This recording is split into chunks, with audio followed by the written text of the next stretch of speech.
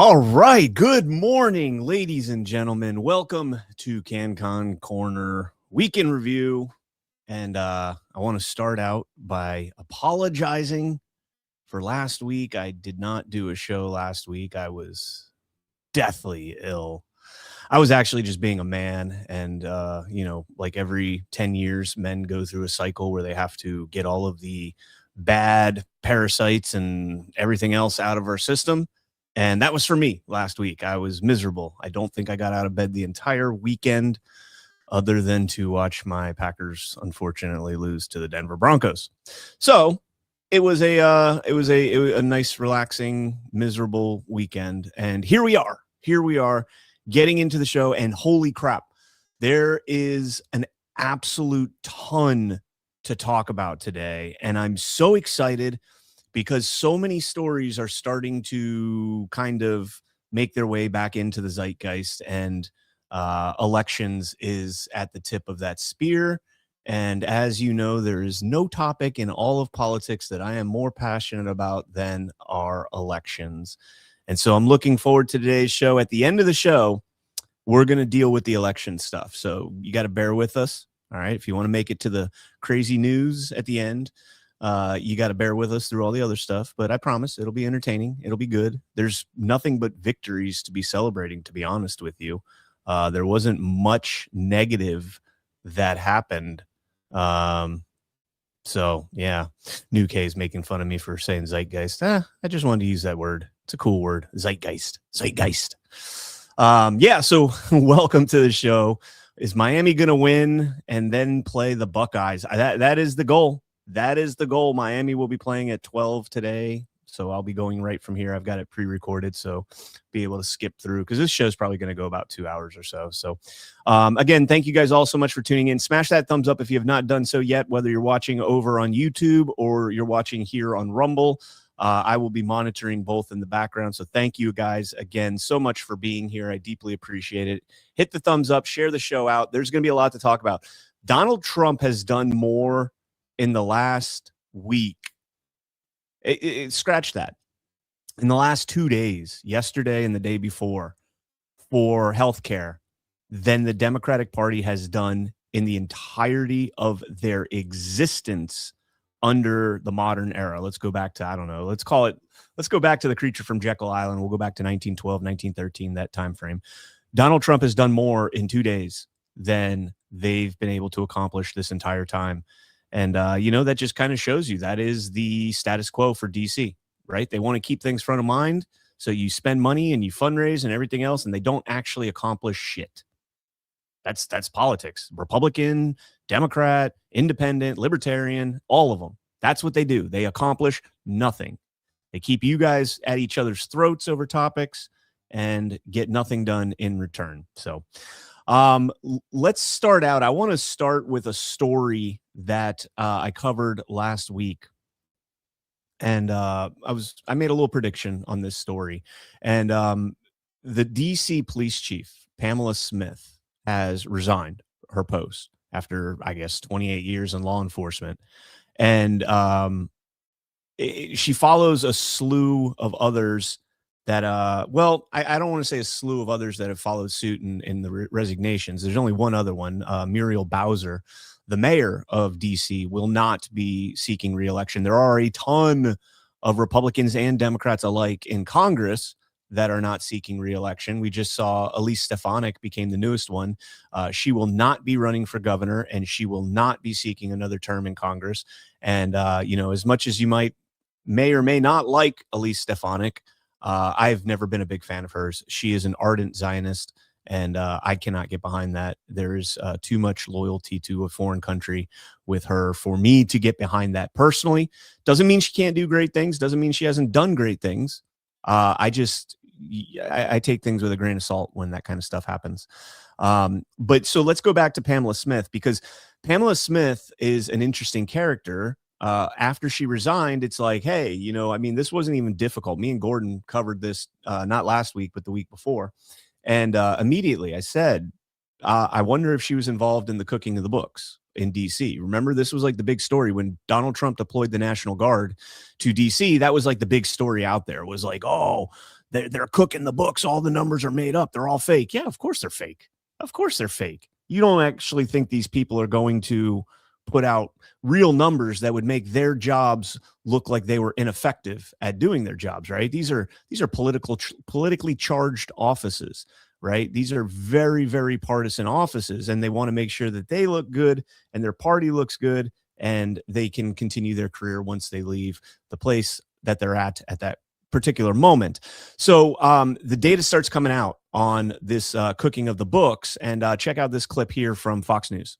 Led House Oversight Committee now releasing a report accusing the outgoing D.C. police chief of manipulating data to artificially lower crime statistics.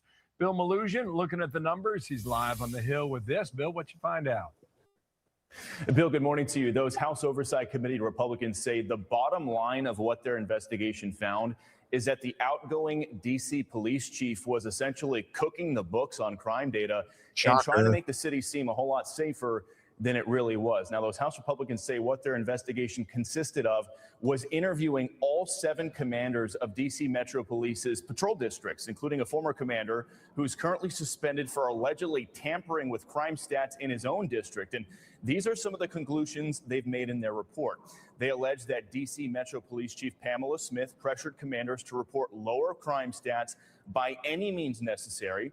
The commanders testified that Chief Smith even pushed them to pursue lesser charges that aren't publicly reported, even for serious crimes, and she required certain crimes to be reviewed by her office. Now, the report also says police commanders testified that Chief Smith punished them and retaliated against them if they tried to report accurate rising crime data, even berating them in meetings and individually to pressure them into reporting those lower crime figures. Now, in a statement on the report, House Oversight Committee Chairman James Comer says in part, quote, Chief Pamela Smith coerced staff to report artificially low crime data and cultivated a culture of fear to achieve her agenda. Okay. All of that appears to be true. And we're going to go through the report, just surface level, scratch the surface on the report that came out and the depositions that were taken of those commanders under her subordinates, and hear what they had to say. But before we do that, this woman went unhinged, invoking the Bible as if somewhere in the Bible it has the F word. Check out this absolute meltdown from yesterday, December 19th. That was yesterday, yeah. Never would I compromise my integrity. Never would I compromise 28 years in law enforcement for a few folk who couldn't stand to be held accountable. And if I had to do it all over again, I'd do it again. So I'm going to the Bible when I say this to my haters. F you.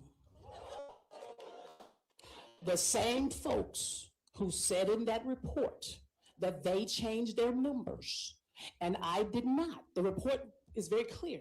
I did not direct anyone. You should investigate those folks. Oh boy, oh boy, oh boy. I'm going to spend the afternoon going through my Bible and looking for the part that says F you to my haters. I'm gonna see if I can find that. Maybe it's in there. That would really piss people off, because when I swear and stuff, they're like, that's not very biblical. And I'm like, the Bible doesn't say anything about the F word at all. At all. It's not mentioned once. 1,000+ pages, never mentioned. But for her, it is. And, this will continue on. We'll play another unhinged meltdown of a black politician that I just don't understand, like the default, right? That's the default, I guess. We're going back to the Obama era where, if something didn't go your way, you're racist. But let's go into the report, because the report is pretty clear. What she was allegedly telling people. And this is the leadership breakdown, how DC's police chief undermined crime data accuracy. And if you read through this report came out last week. And if you read through this report, Each one of these sections here, let me scroll down a little bit. Right here, these little blue boxes are testimony from district commanders directly about Chief Pamela Smith. And this one given in November of 2025 with the personnel issues. Has the federal surge been helpful? Yes. Shocker. Shocker. Has President Trump been correct on deploying federal troops and National Guard to help you guys? Absolutely. In what ways? Well, me personally, I'm sleeping a lot more and I'm getting a little bit more downtime, which I encourage. If anybody has any more federal partners to bring to us, just tell them to go to Commander E's district. I would be happy to take on any more resources that I possibly could get. And then I think there's, the federal surge is helping. They're helping with basically backfilling, which we are already reduced, and that is what's helping. Then another commander testified, since the federal surge and we have the federal partners, they have been a force multiplier. So again, this isn't quite getting to the point where Chief Smith was telling people to cook the books, but this is a testimony to how our law enforcement on the ground felt about the supplementation they were getting from federal resources, because they were not capable of handling the situations themselves. I mean, they were exhausting themselves. And, the worst thing you can do when you're in a law enforcement, military, type of sentry type position is exhaust yourself. You get complacent. Complacency kills. You're ineffective at being able to do your job. You're tired all the time. It's not a good look, right? You'd rather pull over and take a nap in your squad car than get out there and enforce laws. So Commander H in November, have you found the surge to be helpful in your district? Yeah, I would be lying if I said it didn't. It did. It really helped. It mainly helped my property crime numbers. Excellent work. Thank God for President Trump on that. Now, here's where we get into the cooking of the books. Commander B in October 2025, would you say there's a difference between the priorities of the executive team bringing crime down and bringing the statistics down? Is there a priority amongst the executive team? Yes, I absolutely. I think at the end of the fiscal calendar year, that's the goal, is to have the lowest crime possible to report out to the mayor and to the city. Over the last few years, has there been any internal pressure to simply bring down crime statistics? Yes, I mean extreme. Not subtle, they kind of nudge you a little bit to do it. No, I mean extreme. There's always been pressure to keep crime down, but the focus on statistics has come in with this current administration or regime, and that has manifested publicly. And the premise that was described to me after the fact by my officers when I came back to work in a couple of days was, that's the first time we've ever seen the police chief at this district. Been chief for almost 2 years. So the officers recognize it, they see it, and they feel it. Jump down here. During one of those instances, he called about an ADW, assault with a dangerous weapon, for a shooting where nobody was hit. I briefed out my patrol chief. He called the executive assistant chief. And when he called me back, he said, well, it sounds like you have an endangerment with a firearm. And I said, well, are you asking me or telling me? Because I briefed you on what I had. And when I said that, he responded, an executive assistant chief says you have an endangerment with a firearm. I said, okay, so what was the classification? In that instance, are these conversations happening? Oh, so excuse me. That's where that one ends. So again, just pointing out the difference here between assault with a dangerous weapon and endangerment with a firearm is a big difference in how that crime is actually reported, and where it's going to actually land on the briefings. It makes it look, it's rosying up the numbers, right? It's putting makeup on a pig.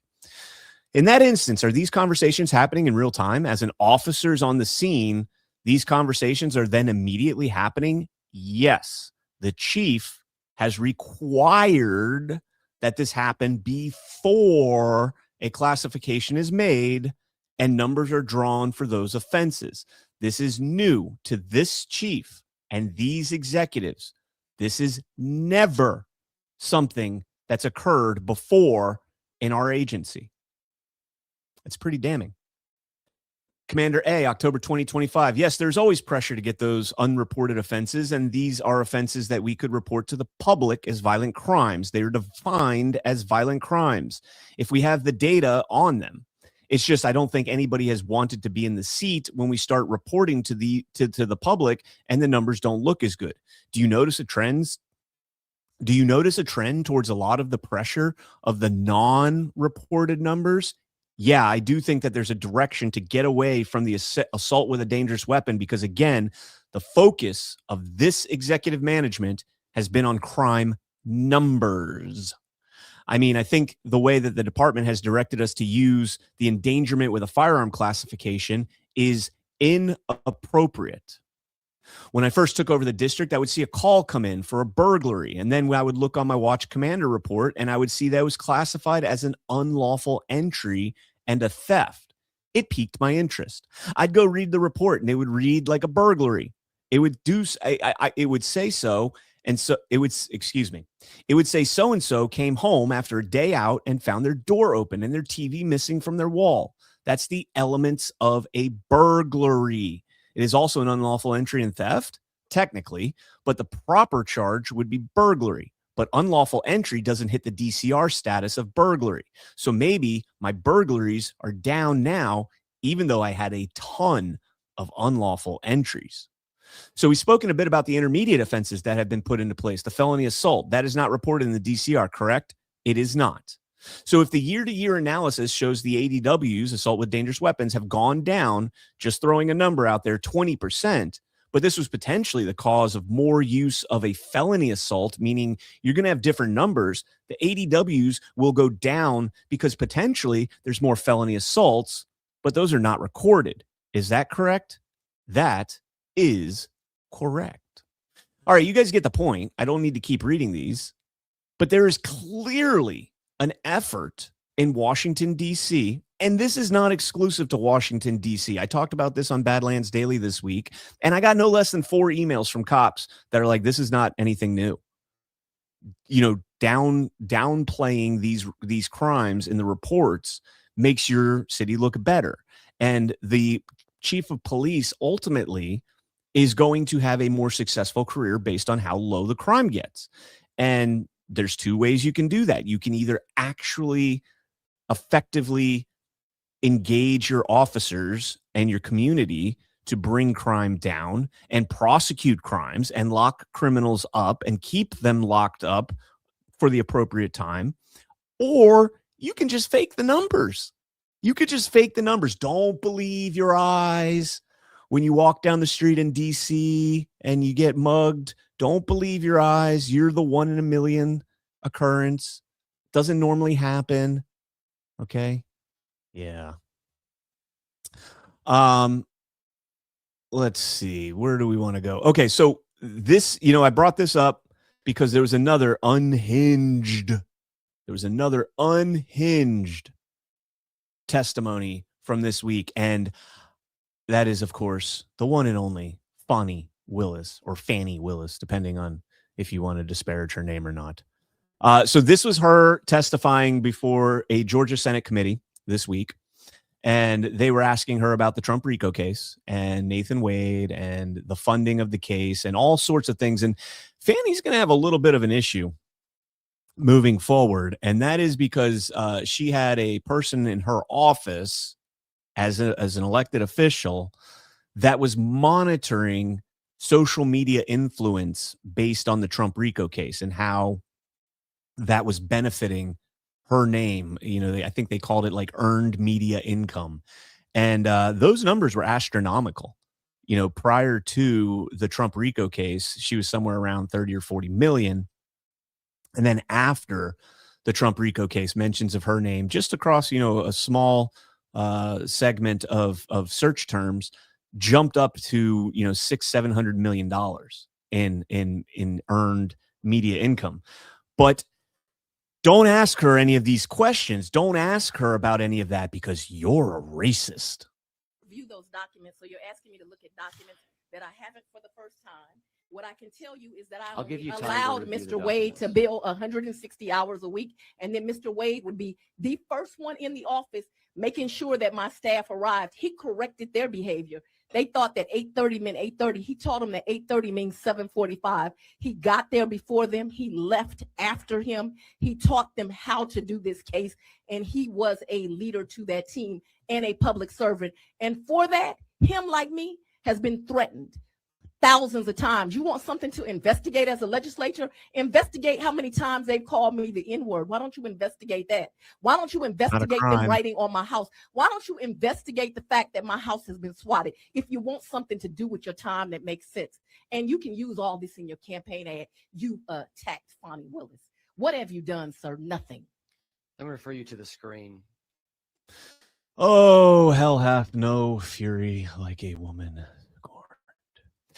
So to clear something up there, a lot of people latched on to the fact that she says Nathan Wade was billing 160 hours a week. That was actually she corrected the record on that later on in that hearing, and she said it's 160 hours a month, so 40 hours a week.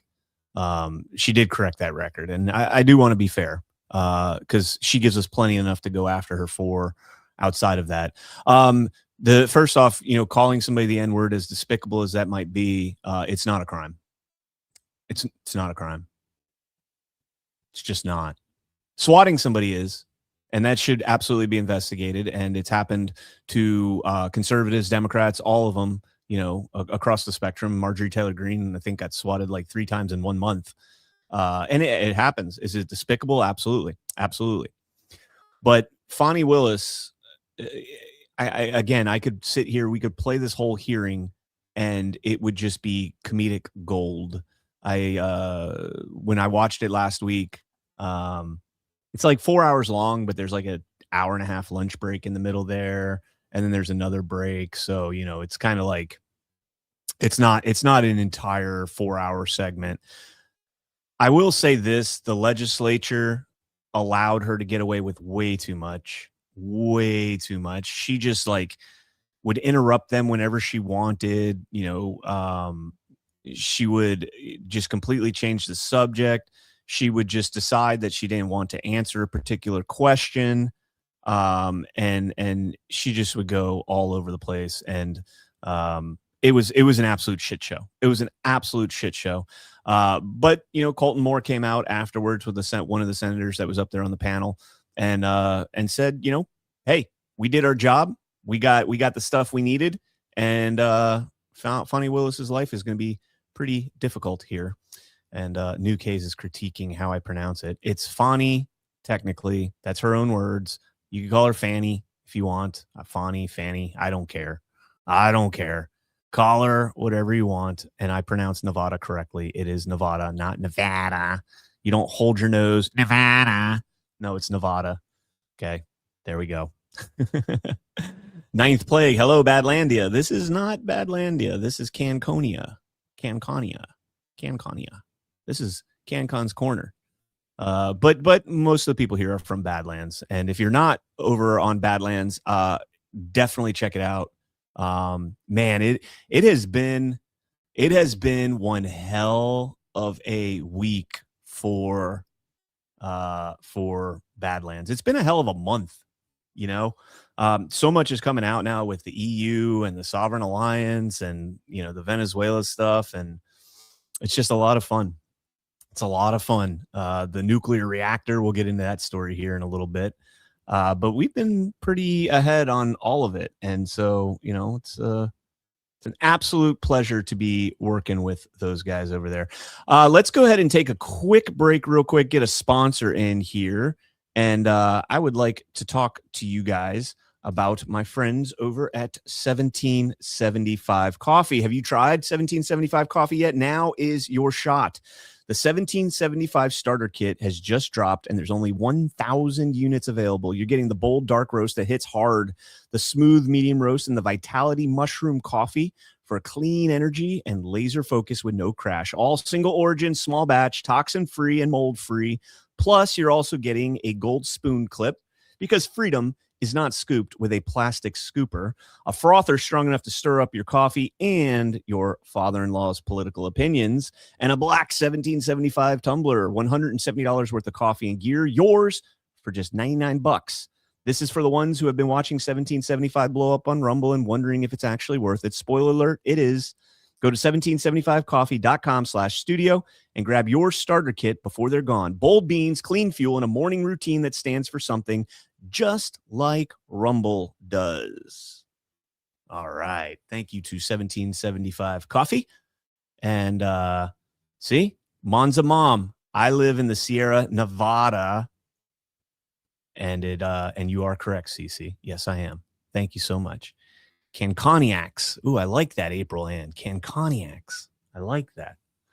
I do like that. Sierra Nevada. The Sierra Nevadas. I'm trying to think, because pecan is a word that I say weird. So me and Ash get into arguments about this one too. I say pecan pie or pecans. If you're eating the nuts, you're eating pecans. You're not eating pecans. But if you're eating pie made of those nuts, you're eating pecan pie. You're not eating pecan pie.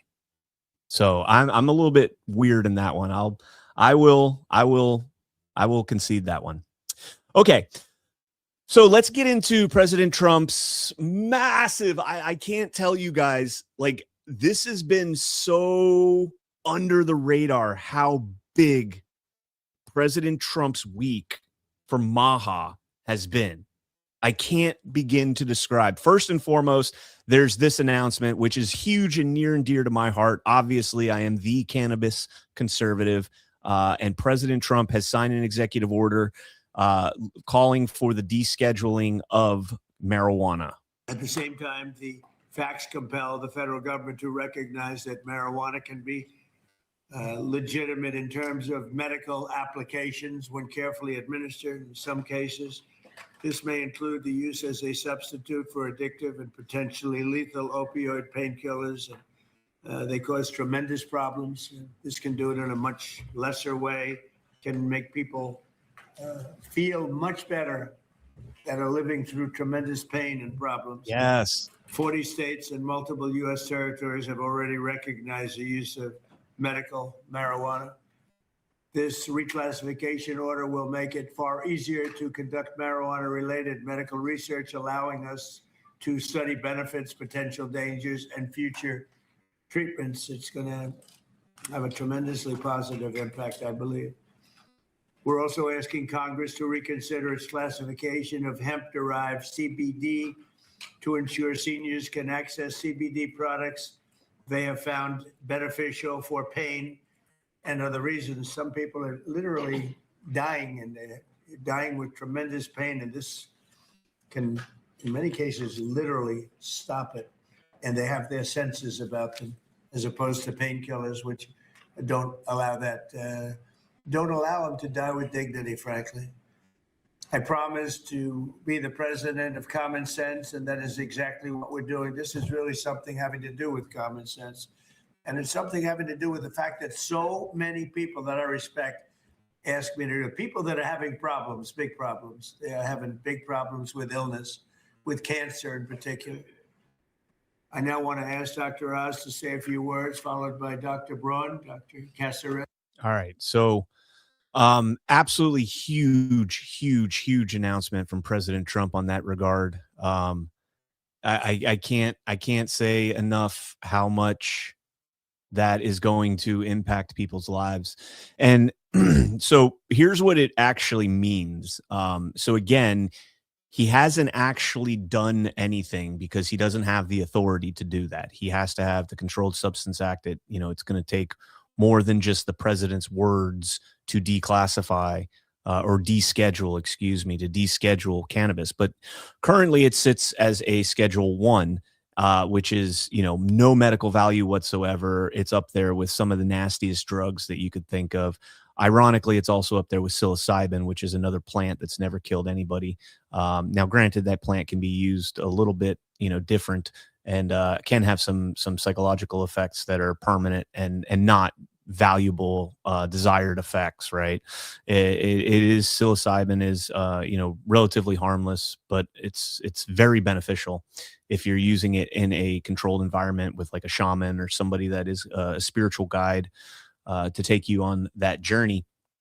And there's a lot of promising research into psilocybin and the neurons in your brain and how they fire and getting your neurons back in tip-top shape and even creating new bridges between neurons.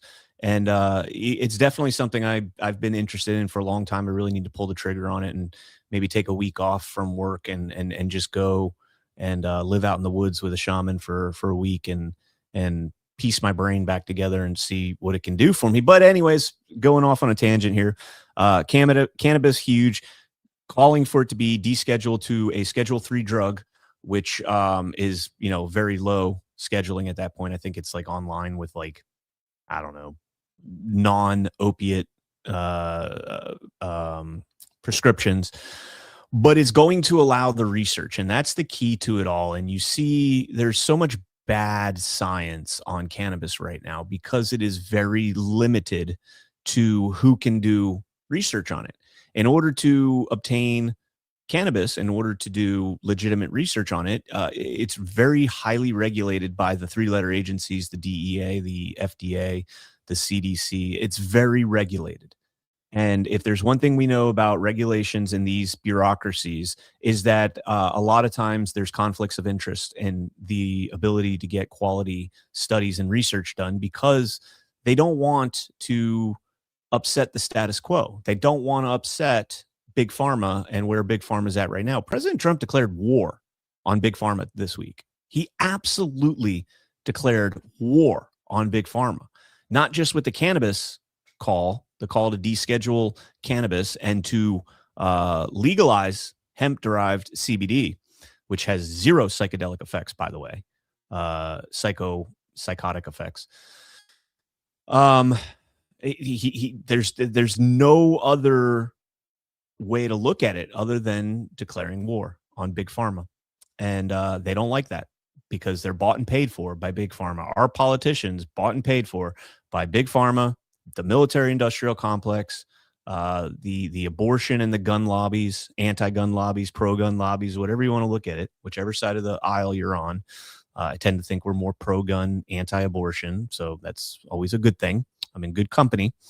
And President Trump's doing a big deal. He's doing a huge service right here. And I can tell you right now that, the reaction that I've seen personally from the veteran community and from others in the cannabis community, it's so welcomed. It is so welcomed. And God bless President Trump for doing that because, again, whether or not you feel like cannabis should be legal or not, is irrelevant because it's a non-toxic substance. All right, let's jump into the press conference he had the very next day talking about Big Pharma. And let's jump into this clip here first. And this is probably not the best clip to start with, actually. This is probably not the best clip to start with. Actually, you know what? So I wrote an article on this for Gateway Pundit. Let's just go to my article and we'll just play the clips from here. So this is the first one we start out with. And this is President Trump laying out there that, the states. So we got most favored nation status. Okay. And I'm sorry, I'm kind of all over the place with this. The White House put this out. Fact sheet. President Donald J. Trump announces largest developments to date in bringing most favored nation pricing to American patients. And we'll go through this document here in just a second. But again, now that you kind of understand what's going on here, these are all big pharma executives behind him.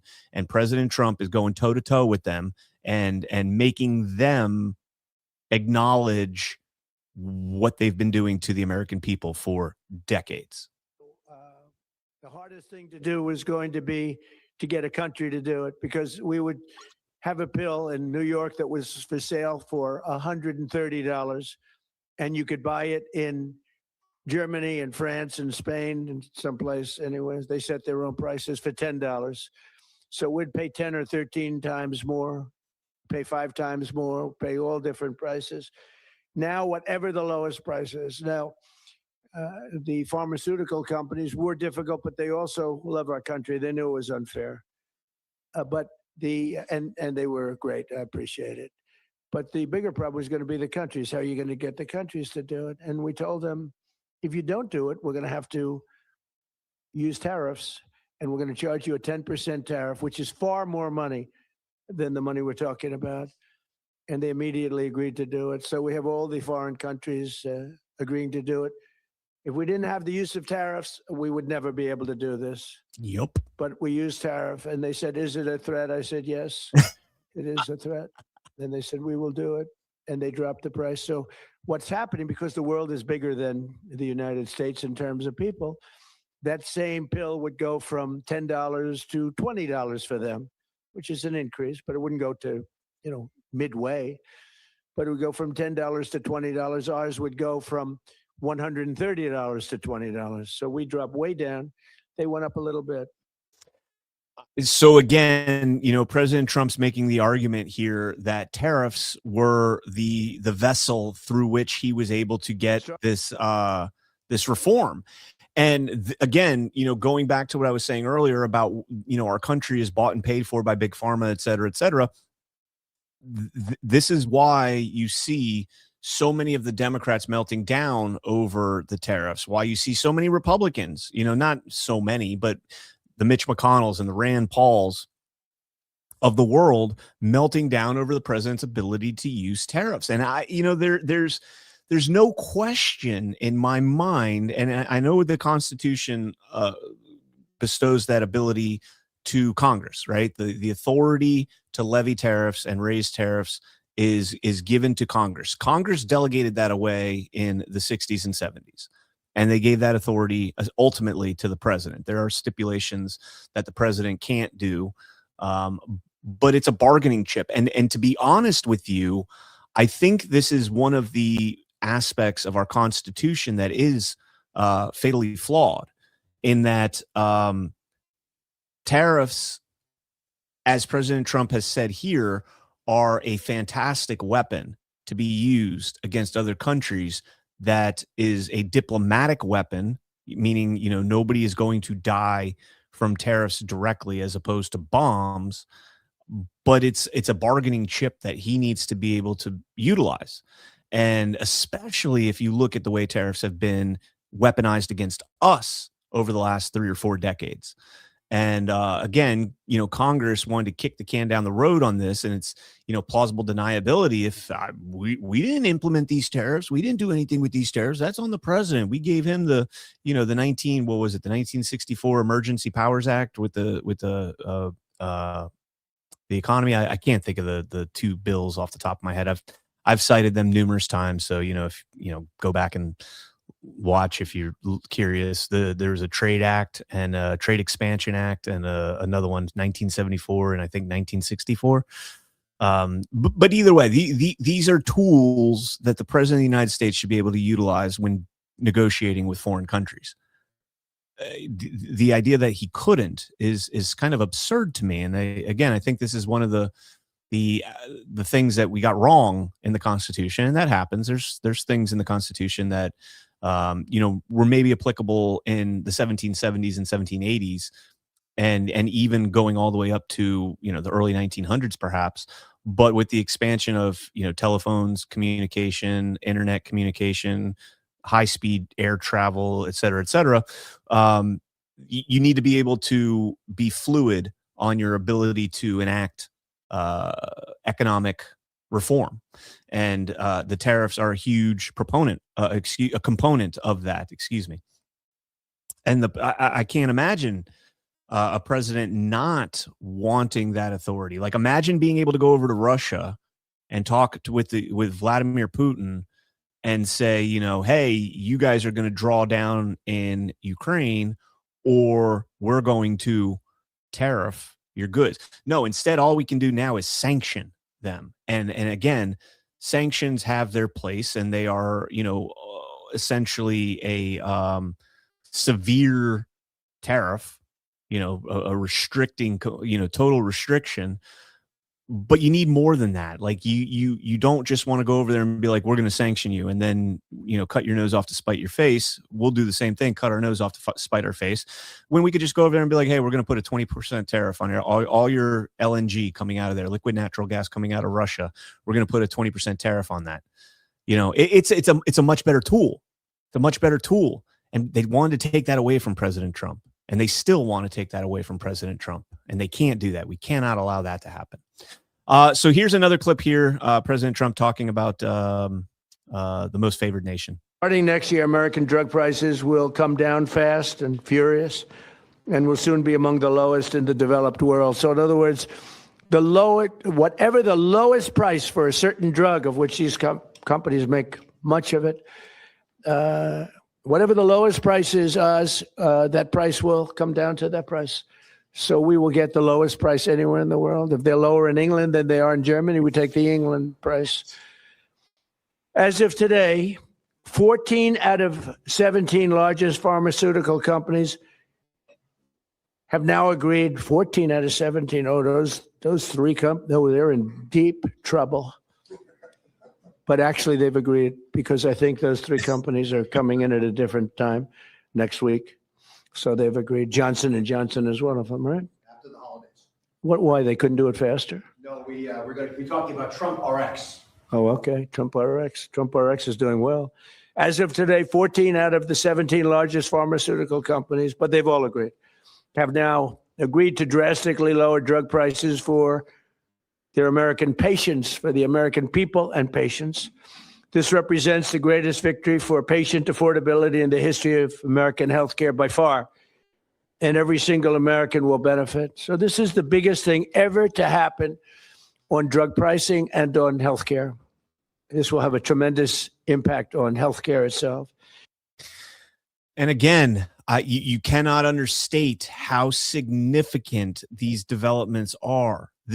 You cannot understate that. I mean, I know, my audience tends to be a little bit older, and perhaps, dependent on Medicaid, or excuse me, not Medicaid, Medicare. Excuse me, apologize. Although there could be Medicaid out there as well, and I'm not against Medicaid. I'm not against any of those things. I think they need to be more short term, and there needs to be requirements behind them, et cetera. But this is more. This week we had Democrats melting down because the GOP shot down the ACA subsidies, the Affordable Care Act subsidies from COVID, not from Barack Obama in 2012 when he forced us to get health insurance or pay a tax, but from the COVID era. Like COVID's gone. COVID's gone. We don't need to continue spending billions and billions and billions, equating to trillions of dollars on healthcare subsidies that were made for a made-up pandemic that was used to enforce draconian lockdowns throughout the world and throughout the country and put us into peril. Those need to go away, and you got to figure out something new. And so what does President Trump do?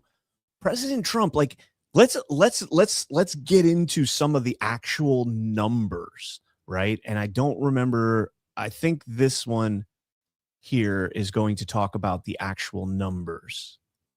For decades, Americans have been forced to pay the highest prices in the world for prescription drugs by far, not just a little bit. Not even close. We were like a whipping post, the United States. And yes, it's just been 4% of the world's population. We have 4% of the world's population, and consumers pay only 13% of all prescription drugs, yet pharmaceutical companies make 75% of their profits. Think of that. So we have 4% of the population, 13% of prescription drugs, and yet the people behind me, who are wonderful people, make 75% of their profits from the American customer. Think about that. 4% of the population, the world's population, is here in the United States. We consume 13% of the world's pharmaceuticals. Okay, so we're already skewed heavily here. We're already consuming pharmaceuticals 3 times higher than the population rate. 4% of the population, 13% consumption. That's not balanced. Okay, there's a problem here. We also happen to be one of just 2 modern nations that allow pharmaceuticals to advertise directly to the consumer. But I digress. Why would we ever consider that to be justification for the next stat? 75% of Big Pharma's profits come from the 13% consumption of the world's pharmaceuticals in the United States. That is a number that should never have been permitted. That is an utter failure of any regulation on pricing in the United States. 4% of the population, 13% of the prescription drugs consumed in the United States, 75% of the profits of Big Pharma. And how do these numbers come about? Let's keep going. So they understood that better than anybody, that we have to do something. That's why I signed an executive order instructing my administration to do everything in its power to slash prescription drug prices for Americans while getting other countries to pay more. And we don't want more. We want just fair. We want to pay the same thing. They used to blame it, remember, on research and development. And I said, well, research and development for everybody. On that note right there, this is something I talked about when Ozempic was front and center in the headlines probably about a year ago or so. And hold on one second. Probably about a year ago or so, excuse me, I had to sneeze. And, you know, I remember reading about the company that formulated Ozempic and manufactures and distributes Ozempic. And in the first year of Ozempic's existence, they made 4 decades worth of research and development. 4 decades of the whole company, not just into Ozempic. 4 decades of R&D was made off of one prescription drug in 1 year. That is insane. But we're lied to and told that, well, it's so expensive. Drugs are so expensive because they have to spend so much money on the research and development, and then the FDA and all the bullshit. 4%, 13%, 75%. And everybody understood it. As a result, the United Kingdom's National Health Service agreed to pay the fair share for prescription drugs for the first time in 26 years. And we expect other countries in Europe will do the same. And if they don't, we're going to put tariffs on them and we'll get the same amount of money. Plus, we'll take a nice return on the money. We signed historic agreements with Pfizer, Eli Lilly, AstraZeneca, Novo Nordisk, and EMD, Serrano, to reduce prices by 300, 400, 500, 600, and even 700%, and sometimes even more than that. I remember when I had a news conference in my first term, I was the first president that reduced prices from the beginning of my term to a year, from January to December, 0.25%. And I thought it was the greatest thing because it's the first one in 28 years. Now we're talking about numbers that are so incredible. 0.25%. Think of that. I was proud of it because it hadn't happened in 28 where drug prices went down. Well, now you're going to see numbers that nobody would believe possible. Think of that. 500, 600, 700, 800%. Today we're building on these accomplishments. The companies assembled in this room have agreed to offer all of their drugs to Medicaid and most favored nations pricing. You're going to get most favored nations pricing, meaning they're going to pay our country the lowest price paid anywhere in the world. And they will list their most popular drugs on TrumpRx.gov. All right. So we haven't gotten there yet. Again, I'm just going through the some of the citations that I put in my article from yesterday. Perhaps, yeah. So this one's one of them. This one's where we get into the actual numbers difference. And again, I want you guys to understand we're not talking about saving 5%, 8%, 20%. We're talking 500-600% differences in price reduction. compared to if you would do the inverse. And Lutnick had to explain this because they're like, oh, if it's more than 100%, the drug companies are paying you. Do it in reverse, okay? If the drug is $13 and you're paying $130, you are paying 10 times more than that. You're paying, what would it be, 1,000% more? Something like that, 900% more. So this is where President Trump gets into some of the actual numbers. As an example of the price reductions we have secured through these new agreements, Santa Fe will cut the cost of its blood thinner, Plavix, from $750 to less than $16. Wow. Where's Santa Fe?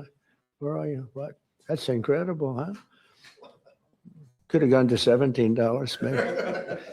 CAC. This whole segment right here is just filled with kecks right there. You could have gone to $17, I guess. Yeah, That's amazing. And you're going to do tremendous business. You're going to do much more business. So that's coming from $750. Think of that, $750. And that's the number one blood thinner. $750 down to $16.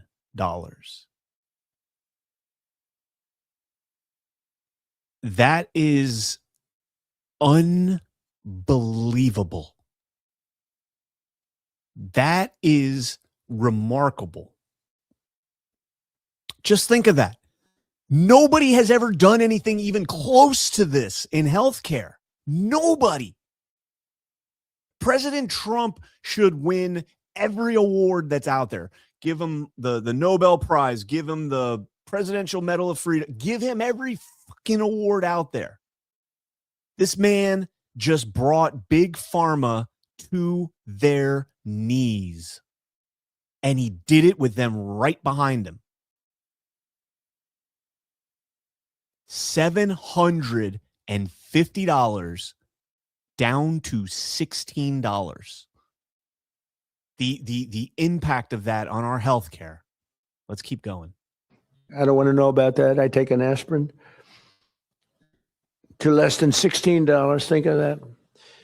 Bristol Myers Squibb, great company, both great companies, will cut the price of HIV medication, Raytaz, from nearly $1,500, $1,500 to $217. There's another keck right there, $217. $1,500 down to $217. Eat your heart out, Joe Biden. You were bragging about your insulin bill, which was President Trump's plan, by the way. You just stopped his and then a few months later rebranded it as your own. This is huge. This is so effing huge. And it will cut the cost of hepatitis B medication, Baraclude, from $1,400 to $413. Gilead will cut the hepatitis C medication, Epclusa, from nearly $25,000 to less than $2,500. And all prices are like that because we're bringing them down to the world's lowest price. Hepatitis C medication, $25,000 per script, down to $2,500. Just chop the zero off completely. I mean, to be honest with you folks, I don't understand how this is not criminal. I don't. How is this not criminal? How are you seeing a company go from $750 down to $13? What is that a difference of? Let me just do the math here real quick.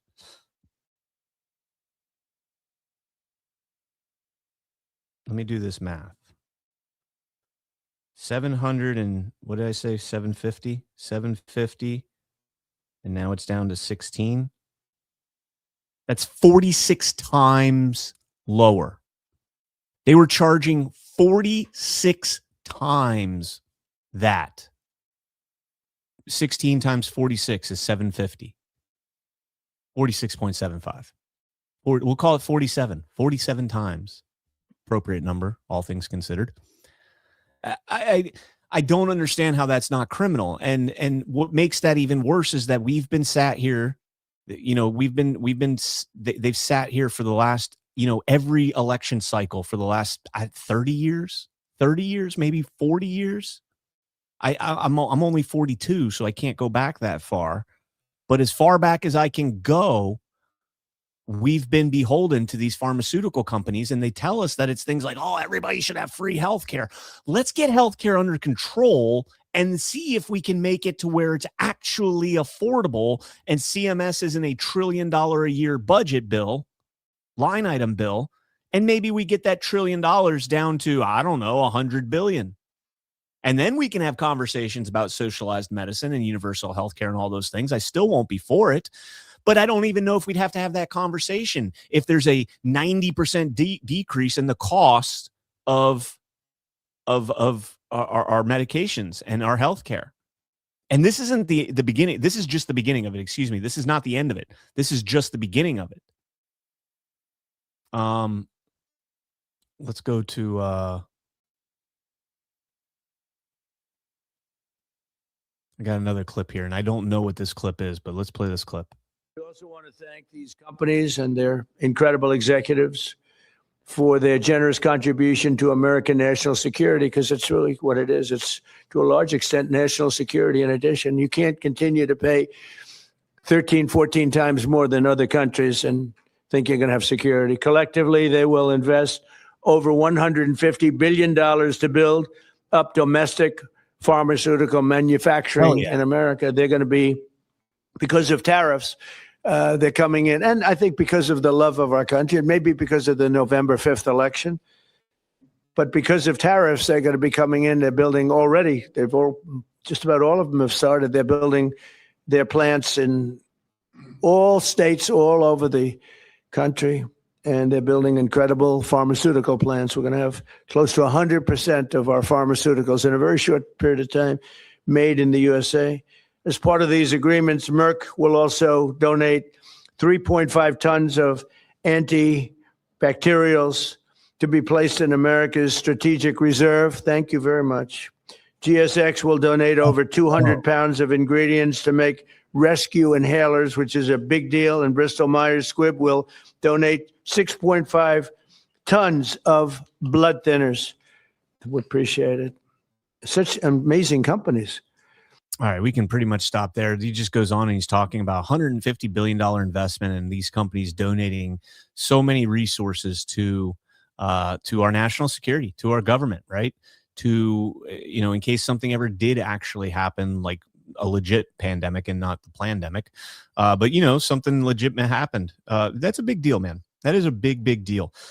The $150 billion reinvesting in American infrastructure for pharmaceuticals is also important. And this goes back to the COVID pandemic when we learned that, like 96%, I think, of pharmaceuticals are made in China. And we're completely and totally beholden to China when it comes to that. And if China decided for whatever reason to cut us off, or if China was, attacked and wasn't able to get those resources out to us, we'd have people dying over here. And, that is something that should be at least considered. And again, I'm a huge critic of Big Pharma. I hate Big Pharma. I think it's the worst thing that's happened. Big Pharma, military industrial complex are two of the worst institutions in this country. But I also understand their importance. I also understand the significance of being able to have onshore production capabilities for Big Pharma, for people that need it. And there are certain things that Big Pharma's put out that are good drugs, that are actually effective drugs. And we're bringing that back under President Trump. We're bringing it back. And that's imperative to our national security. Imperative.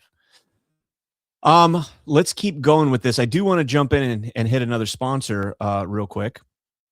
And I want to talk to you guys about the upcoming Misfits Boxing. Get ready, fight fans.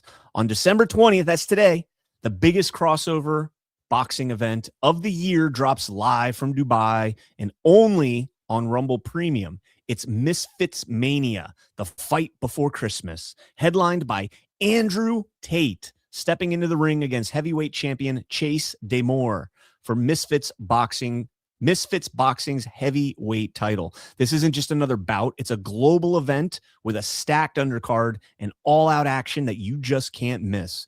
Tune in exclusively on Rumble Premium and witness drama, power, and one of the most talked about clashes of the year. Today is the day, folks, December 20th, because Misfits Mania is about to deliver some fireworks. So sign up today, and we appreciate it. Misfits Boxing and Rumble Premium. So there you go. Andrew Tate, I think he's going to get his ass whooped personally. I don't know if you guys are fight fans and have followed this at all, but I think he's going to get his ass whooped. And so one last thing on the, well, actually, no, not one last thing, but one last thing on the press conference he did is President Trump made another big announcement that kind of went under the radar a little bit. And that is that he's sitting down with the insurance companies next. So if he brought Big Pharma to heel and to cower and to admit that they've been a criminal enterprise ripping off the American people by 4 and 5 digit percentage profit points, wait till he gets to the insurance companies. I can't wait, guys. Again, I know I'm being a broken record here. I'm being a broken record here.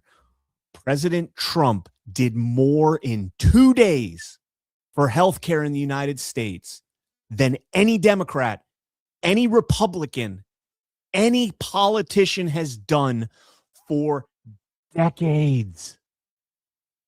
Decades. It is the biggest accomplishment so far. Like, honestly, guys, I cannot stress enough. This Christmas, most favored nation, that is the kitchen table, the dining room table. That is the conversation that shuts them all down. Trump's corrupt and the economy's not doing so great and blah, blah, blah, blah, blah. Print this page out right here. Highlight it. Memorize some of the numbers on it. Let's dive into the White House fact sheet on this. Right here, delivering lower cost. Amgen will reduce the price of its cholesterol-lowering drug Repatha from $573 to $239. That's half. 50% discount right there. Boom. Bristol Myers Squibb will reduce the price of HIV medication Rayataz from $1,449 to $217. He mentioned that one. Boehringer Ingelheim will reduce the price of its type 2 diabetes medication from $525 to just $55. $525 to $55. Type 2 diabetes. What is this going to do for Medicare and Medicaid, guys? What is this going to do for insurance costs? It's going to drive them way down, way down. Prescription drugs are one of the bigger costs. It's not the biggest cost, but it is one of the bigger costs that these insurance companies and Medicare and Medicaid incur. Genentech will reduce the price of its flu medication, Exofluza, from $168 down to $50. Gilead Sciences is hepatitis C medication, Epclusa, from $24,920 down to $2,425.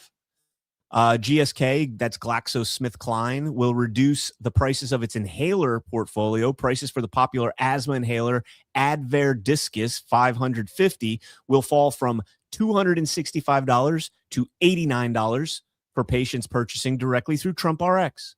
Merck will reduce the price of its diabetes medication Januvia from $330 down to $100. Novartis will reduce the price of its multiple sclerosis medication Mayzent from $9,987 to $1,137. And Sanofi will reduce the price of its prescription blood thinner from $756 down to $16. For patients purchasing directly through Trump RX. And Sanofi will list its insulin products at $35 per month supply. Again, guys, The golden age is upon us. The golden age is upon us. You know, Howard Lutnick, where's Howard Lutnick? Where's my clip of Lutnick? Come on, Howard, where are you? Where are you? So President Trump had a huge speech that everybody was kind of theorizing was going to be a call to arms.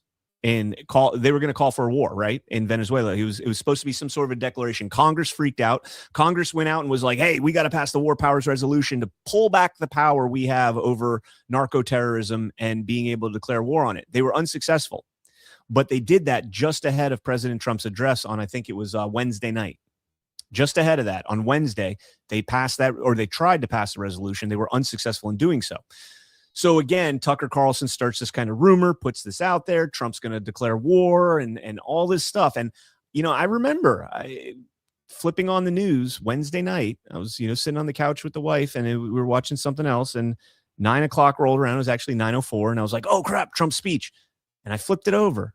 And, I can remember the emotion that I had, because this is a man who has made his political career on no new wars, right? That was a very big selling point for a lot of people, that Trump has not started any new wars. And so I'm thinking in my head, I'm like, man, what a rug pull this will be if President Trump goes out there and starts a new war. Like, I want to see his legacy be the president that started no new wars and in fact ended a dozen wars. That's what I wanted. And so I saw this, and as soon as I started watching, I'm like, holy shit, he would have started with the war. If we were going to war, he would be talking about war. We'd be talking about war. This is not, he's going to rug us. We are getting rugged, and it's the most glorious rug. I will stand on that rug all day, 9 times out of 10, 10 times out of 10. Fuck it. 10 times out of 10. I will stand on that rug every single day, and I will gladly get pulled from that when you're telling me that President Trump's going to declare a war and he doesn't. And instead, what did we get? We got, well, you know what? Let me play this clip here, because this was actually pretty funny. Because there is a segment of us that like we're like, okay, it's time to go to war. It's time to go to war. This was me and Alpha and Colonel Towner on Sit Rep Thursday night after that announcement from President Trump. Okay. Under me and CanCon, I'm always honest. Just throwing that out there. I'm always honest. We're honest in a politically correct way. Below me and CanCon is a professional officer. Okay. It is the perfect depiction of the properness of the U.S. military. Above the colonel is 2 infantry Marines who tell our audience this: we don't want to go to war. We don't want to go to war. Like war, as we're polishing our guns. Yeah. We don't want to go to war doing ammo counts. Me and Alpha are doing math in our head. We're like, wait, are we too old for this shit? Hold on. So I'm 42 now. I'm 42 now. If I subtract 5 years of service, you go to Ukraine. 37. I don't even know if I would fit through the hatch of an LAV anymore, dude. How bad do we have to get fucked up for them to be like, hey, Alpha, CanCon, we'll take you guys? How bad? All right. I know the volume was kind of weak on that. I apologize, guys. But it was, basically me and Alpha saying, and I apologize for the volume, guys. I couldn't do anything there.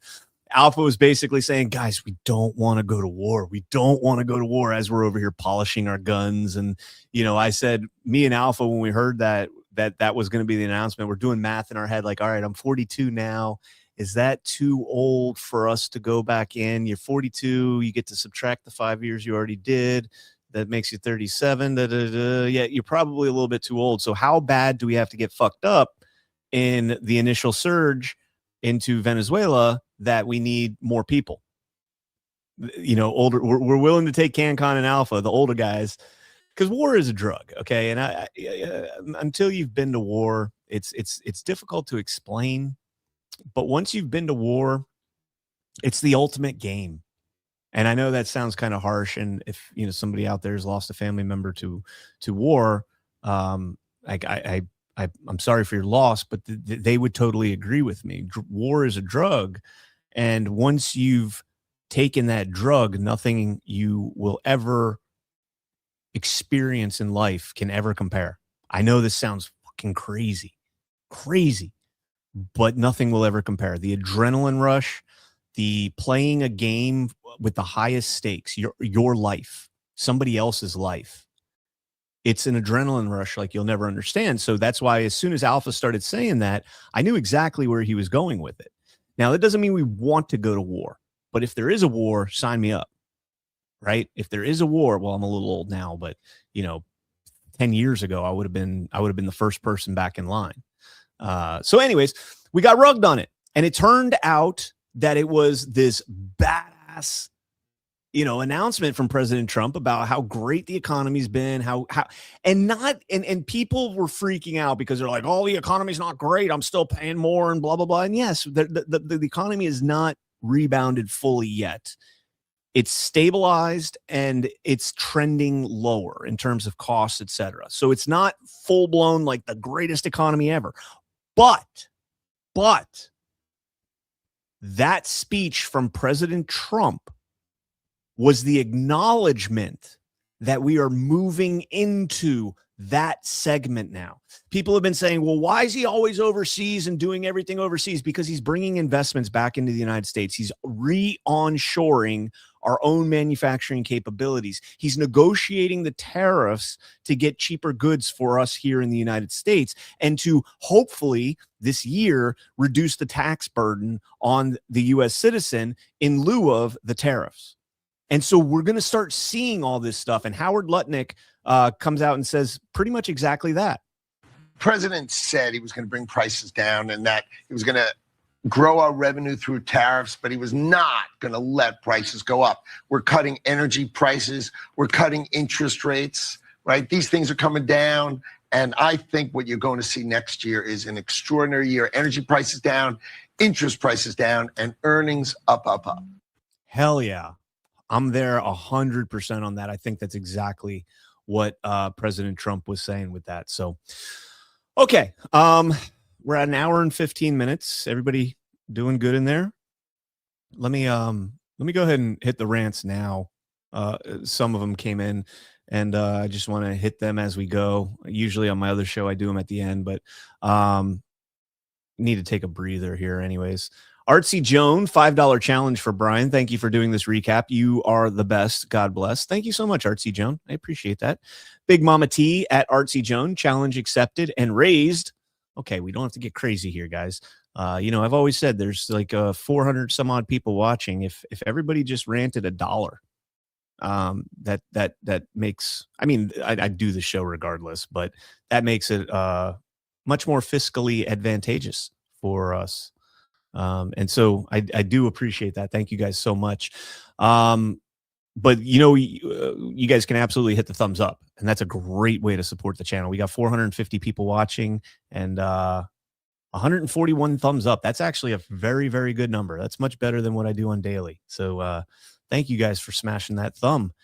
And so let's jump into another speech that was press conference that took place this week. That was pretty significant, and that's Marco Rubio. And I got to admit, man, I am more and more impressed with little Marco as we've been going through. Ginger, because with the $20 Rumble Rant, enjoy the updates. Thank you so much, Ginger. It's good to see you. Thank you. I've been cautiously optimistic and impressed with Marco Rubio, and that's again going back to what I said earlier about Elise Stefanik. Rubio's an ardent Zionist. I think he's got allegiances, or at least not allegiances, but he's got ideas outside of here. And I call into question some of it. Rand 132 for the puppy cam. Want to see Cash? Cash is not up here. None of the boys are up here with me. Christy's home, so they're downstairs playing around with her. But I'll try and get Cash up here and get some Cash time on the camera. All right, so here we go with little Marco. Of our foreign policy, and it should be used for the purpose of furthering the national interest. That doesn't mean we don't care about human rights. That doesn't mean we don't care about starvation. That doesn't mean we don't care about hunger. That doesn't mean we don't care about humanitarian need. What it does mean, however, is that even foreign aid, which is not charity, it is an act of the U.S. taxpayer. The American charities are free to give their money to whoever they want, as long as it's not a sanctioned entity. But the United States and the taxpayer money should be spent in furtherance of our foreign policy. should be spent in places and on things that further our foreign policy. And even that is not unlimited. We have a limited amount of money that we can dedicate to foreign aid and humanitarian assistance. And that has to be applied in a way that furthers our national interests. And that's what we have sought to do as well. And in that endeavor as well, we have empowered the regional bureaus and our embassies to play a dramatic role. In fact, they are not just the implementers of this. They, in many cases, are the ones that are suggesting and are leading the response. And so bringing the tools of foreign aid underneath the umbrella of our broader foreign policy has been an important and dramatic reform. Even in the midst of all that, we remain engaged around the world, including in conflicts that perhaps are not central to everyday life in America, but the president has made it a priority to be a peacemaker. Okay, so a very, very promising statement there from Marco Rubio, but this was the statement, this was the response that really impressed me. And check this one out. He talks about USAID in this one. Briefly, do you stand by your statement earlier this year that nobody has died from USAID cuts? On your first point, I think it's not just the policy of this administration. I think every administration would love to see a different type of situation in Cuba. Cuba was a disaster. It's a disaster. It's not just because they're Marxists and because they're terrorists. They're incompetent. These are incompetent people, and they've destroyed that country. On the second point, I'm very proud of the changes we've made in foreign aid. Just yesterday, the day before, we are, I think before the end of this year, going to enter into over 50 compacts, health compacts with different countries around the world. Understand the way this used to work. We used to go to a country and say, we're going to give you a bunch of money for your healthcare programs.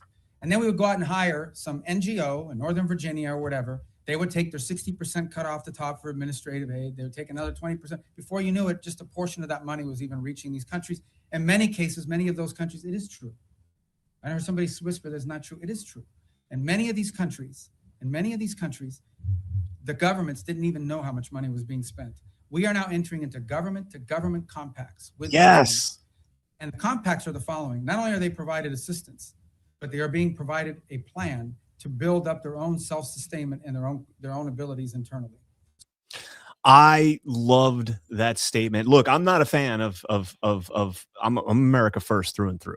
I understand that there is monies that go out to other countries, allies, blossoming nations, et cetera, et cetera. There is strategic advantages to it. A lot of people point to the $40 billion that we gave Argentina a few months back, and it was for a currency exchange.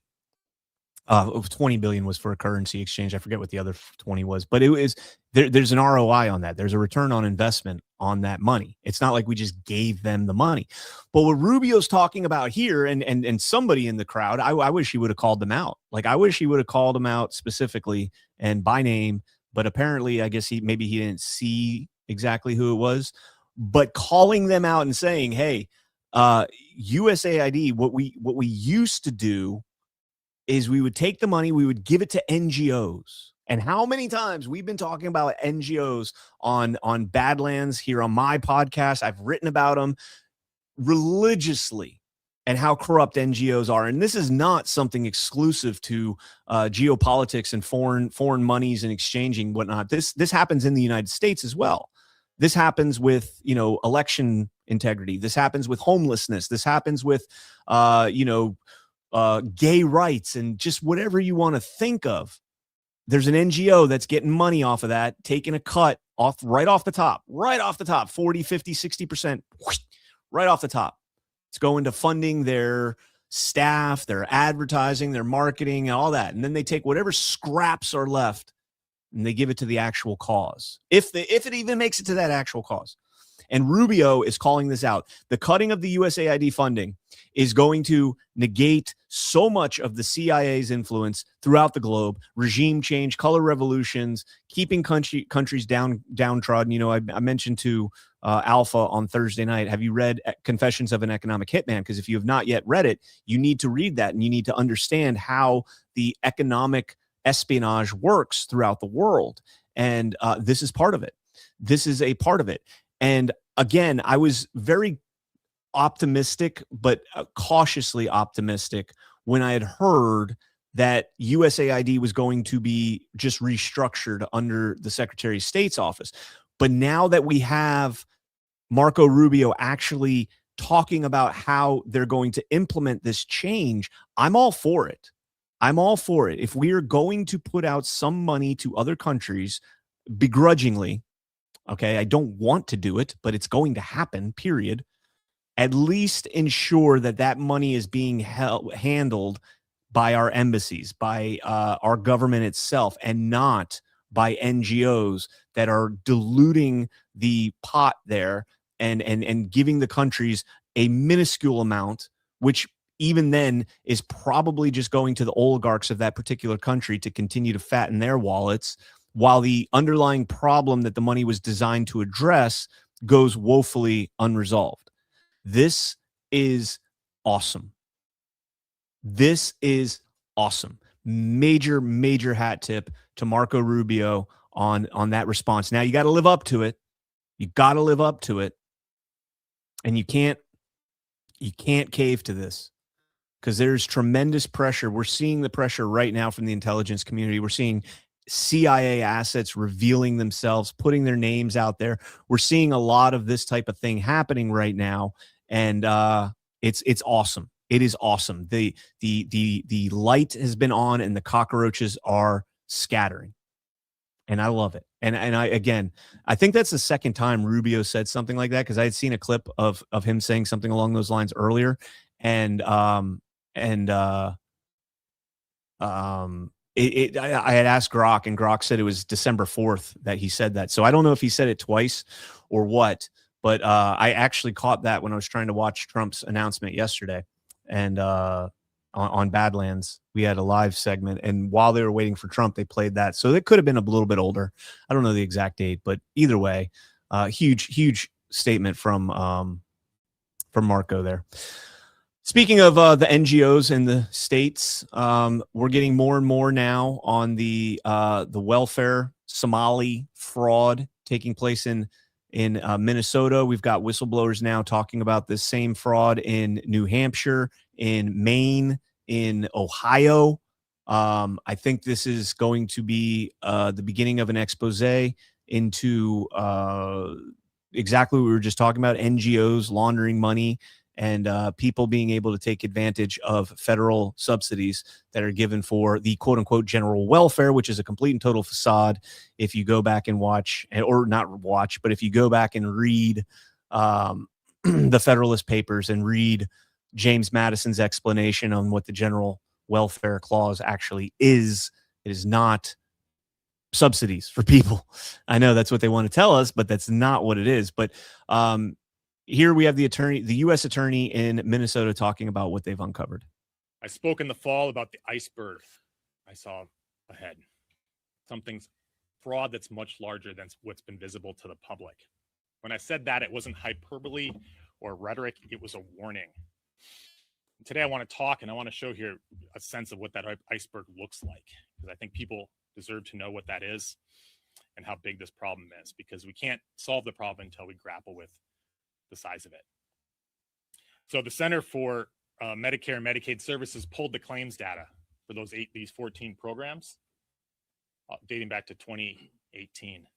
And those 14 programs in Minnesota have cost $18 billion since 2018, and more than $3.5 billion in 2024 alone.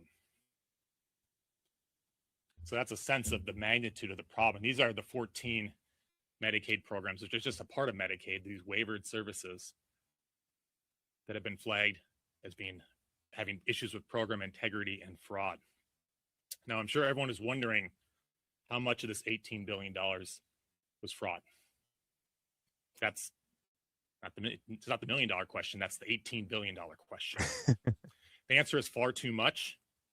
And the task ahead of all of us is not only figuring out how much of that money was fraud, because we know it's okay.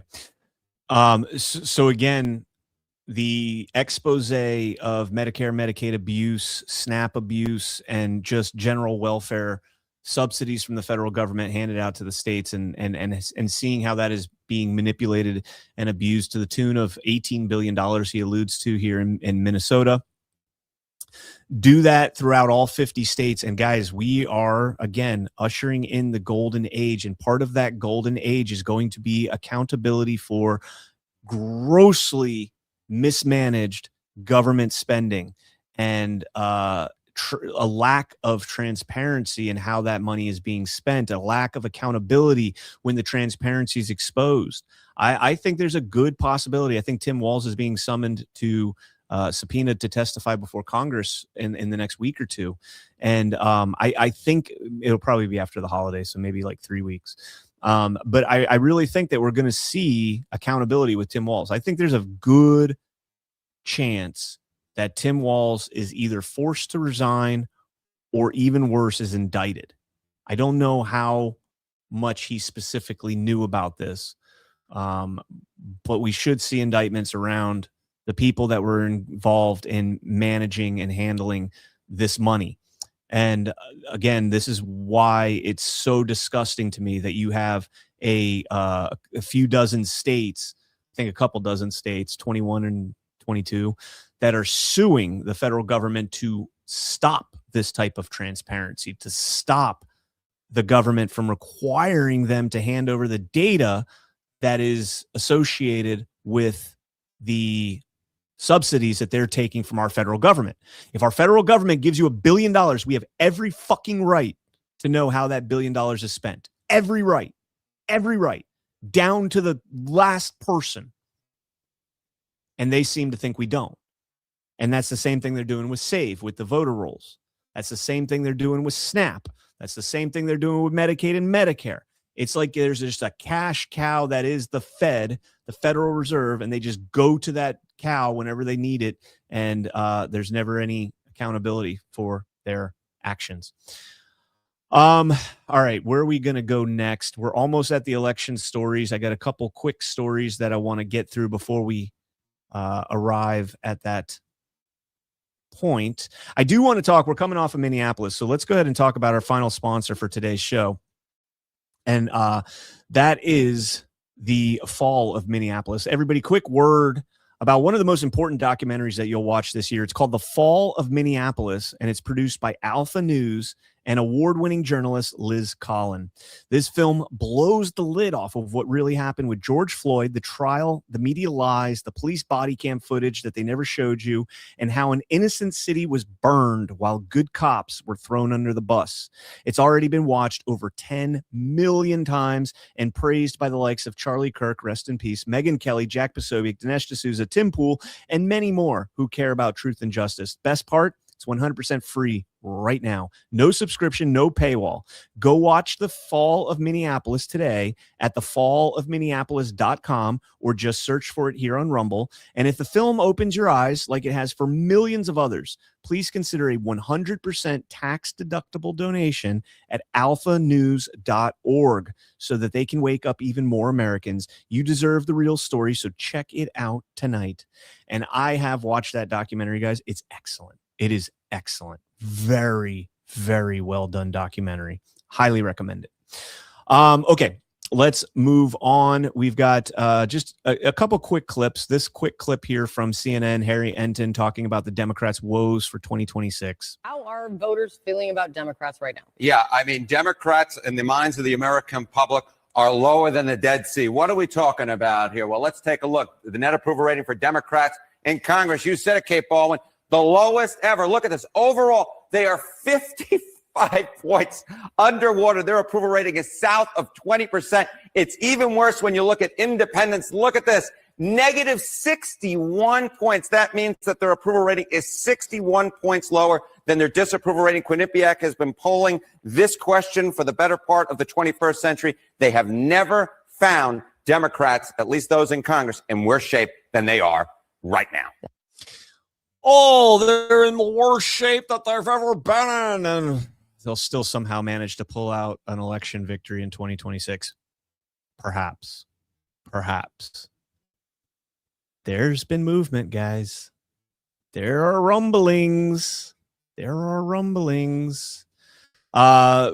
Before we jump into that, Mediaite, pure cowardice, political world erupts after Democrats kill autopsy of 2024 defeat. So Ken Martin, the DNC chairman, came out and said, hey, we're going to do this in-depth analysis of why we lost the 2024 election, and we're going to put it out there, and we're going to learn from our mistakes, and we're going to be great. And then he was like, you know what? Nope, this is for my eyes only. We're not going to share this with anybody. I don't want this embarrassment out there, because if we actually knew what the people thought about the Democrat Party, they probably wouldn't exist anymore. And so good call by Ken Martin. This is a big deal. I'm not going to go crazy on this episode here, because I talked yesterday on Badlands Daily with Chris Paul. We talked a lot about this, but this is a big deal right here. CNBC, Trump media announces $6 billion merger with fusion company TAE Technologies. DJT stock soars 33%. And we can jump over here to this New York Times article about this. Truth Social parent to merge with nuclear fusion firm in $6 billion deal.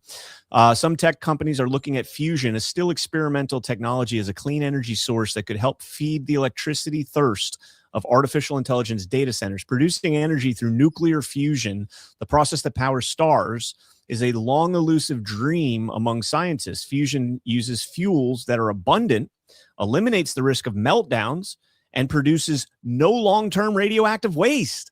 What? That's amazing. Abundant fuel, no risk of meltdown, or eliminates the risk of meltdowns, and no long-term radioactive waste. It could produce power that is free of carbon emissions and available around the clock.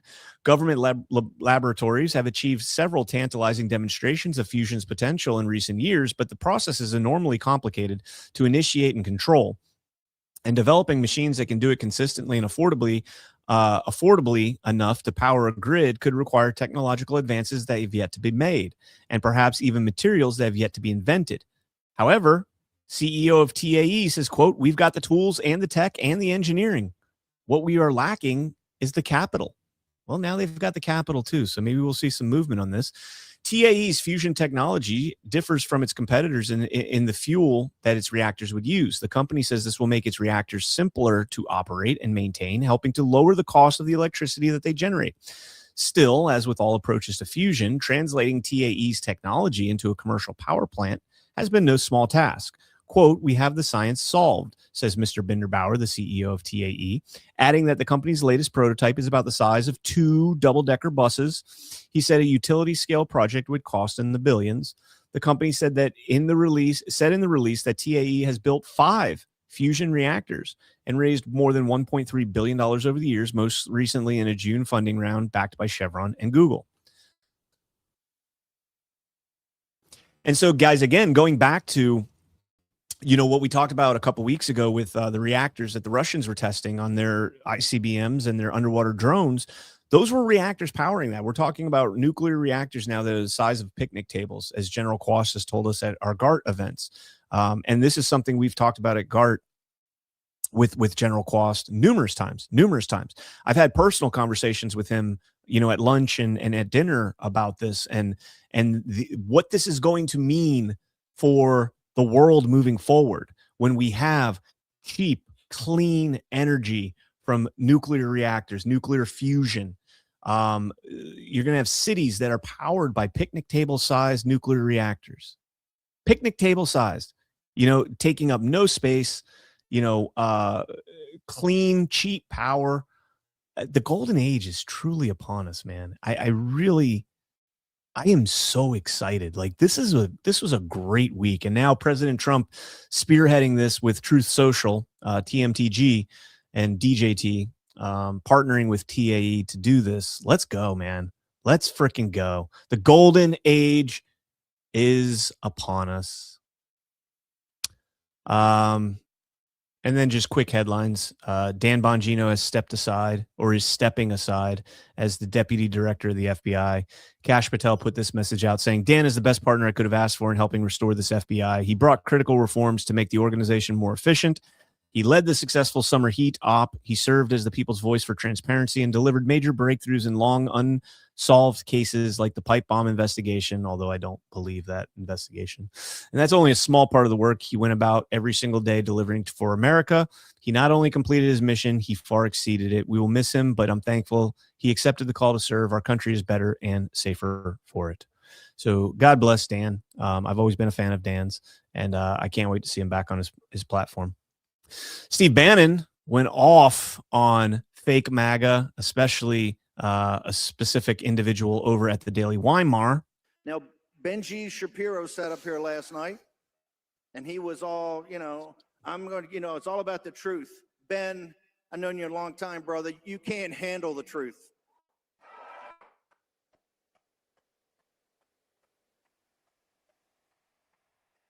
Let's face it, Ben Shapiro is the farthest thing from MAGA. Let's be blunt. He is a hardcore never Trumper. He's a hardcore never Trumper. In the spring of 16, he tried to upend Breitbart. He walked off the job, made a big deal about some incident in Mar-a-Lago with Corey Lewandowski. He tried to turn it to Ted Cruz from Donald Trump because he hated Donald Trump. In the general election, he barely supported Donald Trump. The first sign of when President Trump gets sent back to Mar-a-Lago, the very first individual that jumped on the Ron DeSantis train, the Israel First train, was Ben Shapiro. And those are the darkest days we had. In 21 and 22, you guys were there. He's consistently been against Trump, and now that President Trump doesn't back the Greater Israel Project. What is Greater Israel? It's not about Israel itself. It's about an expansionist Israel, an imperial Israel that Netanyahu and that crowd have thought up. And the Israel First crowd is Ben Shapiro, Tel Aviv Mark Levin, and many others that want to put that ahead of America's interests. Honey Badger don't give a shit. We needed that. We needed that from the man himself, Stephen K. Bannon. Very welcomed. Okay. We are going to now get into the election stuff. I promised you guys that we will spend some time on this. And for my diehards out there that have been listening to me for, quite some time, this is going to be there's going to be some redundancy here, but it's important. And again, this will make for some good clips. So let's go ahead and get started with it. So the first story that kind of sparked everything is this story here from The Federalist. Fulton County, we don't dispute 315,000 votes lacking poll workers' signatures were counted in 2020. This is not a new story. This is not a new story. This is old news. This is stuff that was uncovered by Kevin Moncla, Joe Rossi, David Cross, Garland Favorito, so many other people, Holly Kessler. I've uncovered some of this stuff. I've done my share of FOIAs back in the day in Georgia for a lot of these materials and stuff. This is not new. Doesn't mean it's not important, and doesn't mean that this story getting the attention that it's getting right now in the mainstream media, or not in the mainstream media, but in the mainstream alternative media. It's very important. This is stuff that we need to see. And this is stuff that will lead to more questions and greater questions and maybe re-legitimize some of our institutions. So I'm going to play this whole thing. I'm going to speed it up. I'm going to speed it up to 1.5 times, and you'll be fine. I listened to it at 3x this morning. This is the state election board hearing from December 9th. Okay. I watched this live in its entirety, and this was fantastic. So for those that don't know, you have Dr. Jan Johnston right there as the vice chair in the red blouse. And what's her name? Janelle King over here on the right. And they are two pretty pro-election integrity voices on the board. In fact, all four of them are. Now, we don't have Fervier up there. He's been MIA. He's like John Fervier, the chairman of the state election board. He's been MIA. And I think that's because he got called the bleep out the last time for texting with somebody and tipping him off that, hey, don't come back. So this is the segment that started this whole 315,000, and you're going to see my friend David Cross testify during this as well.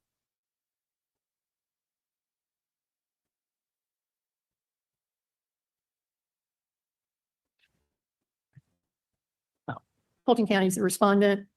To represent Fulton County, yes. Afternoon. This is my good afternoon for the next 10 or 15 cases. Yeah, sticking with you here. I've not seen the tapes myself, but we do not dispute that the tapes were not signed. It was a violation of the rule. Since 2020, again, we have new leadership and a new building and a new board and new standard operating procedures. And since then, the training has been enhanced. The poll watchers are trained specifically. They've got to sign the tapes in the morning, and they've got to sign the tapes when they're run at the end of the day.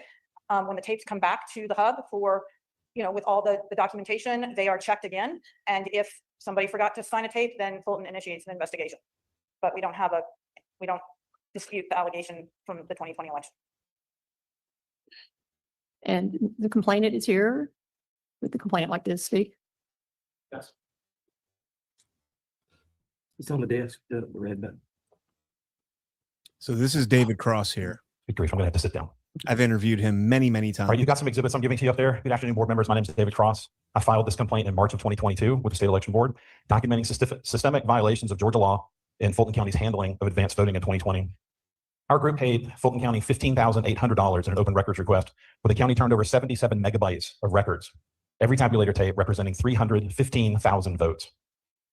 The state election rules are crystal clear.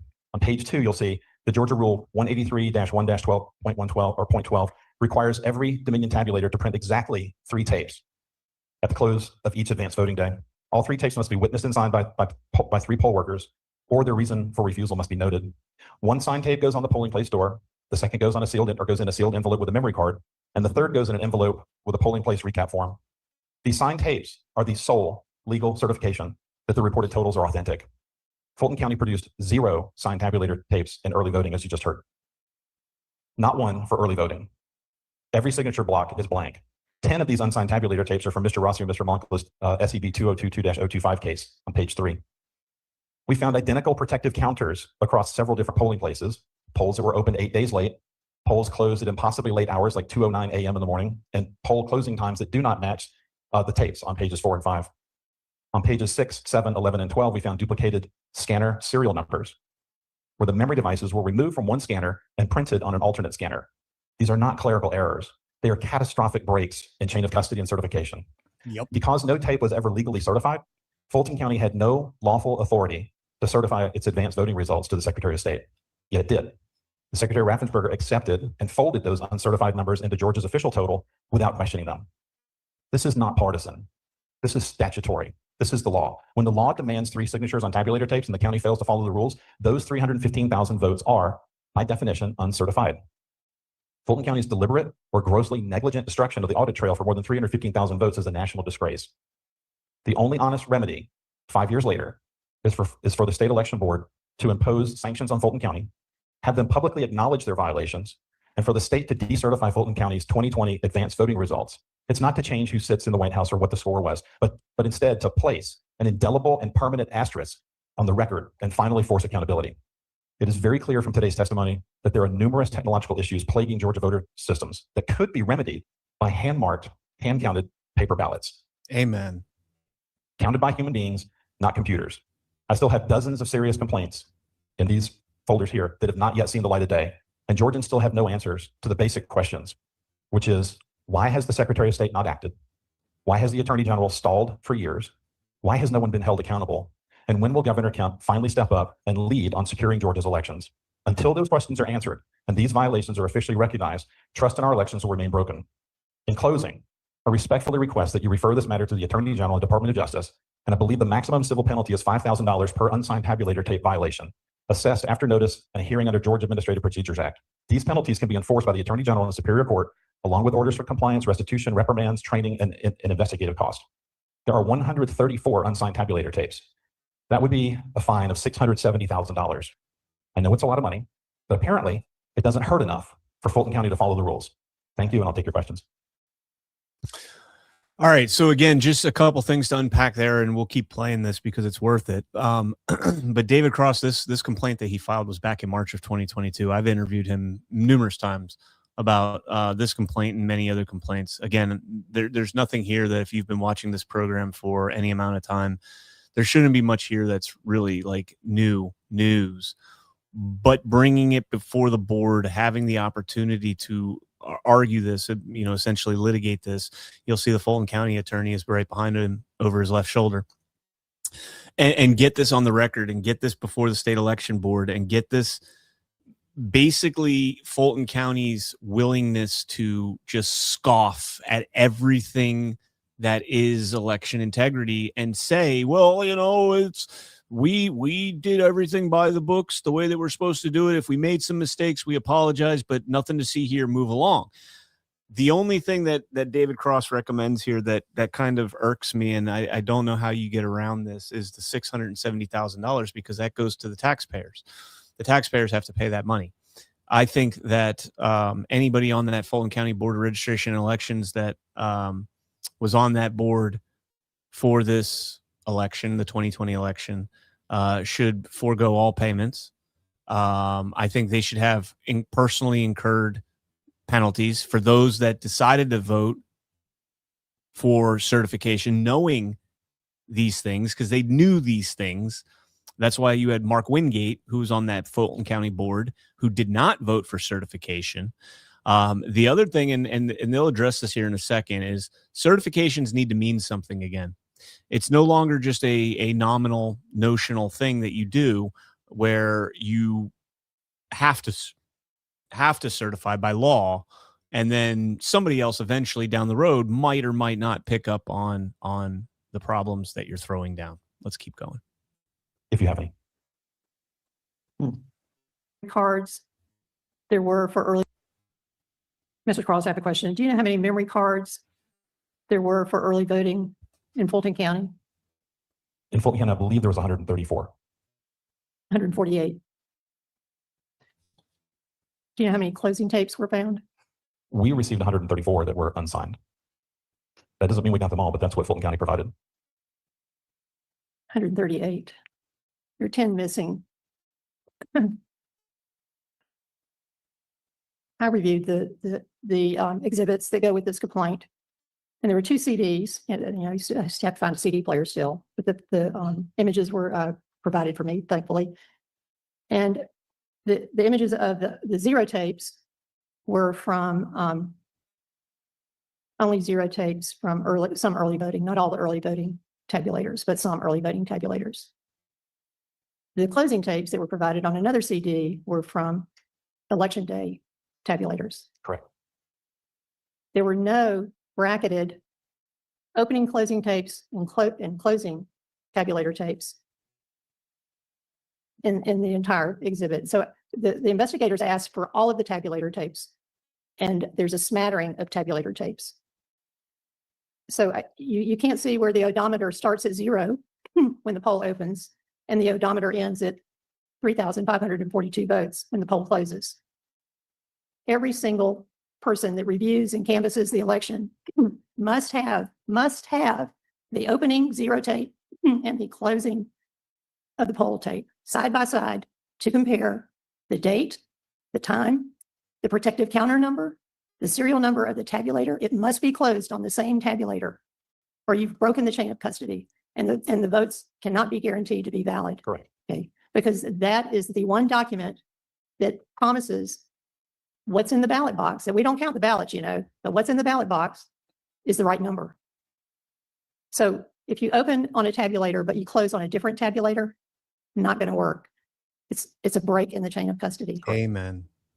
So I find this case very troubling. It was about signing the documents, but as I looked at the evidence, I was just trying to put the puzzle together and say, well, these aren't signed, but what's this from? And then I tried to match it up to what the opening and the closing together. I couldn't find it. I just couldn't find it. It's not there. And so I go back to the report and I read the report, and the investigator says, we asked for all of the opening and closing tapes, and the county reported back, this is all they have, which is woefully incomplete. And I just don't understand how one could even provide a canvas document to say, here are our tabulators and here are the votes and these add up to X number for the election.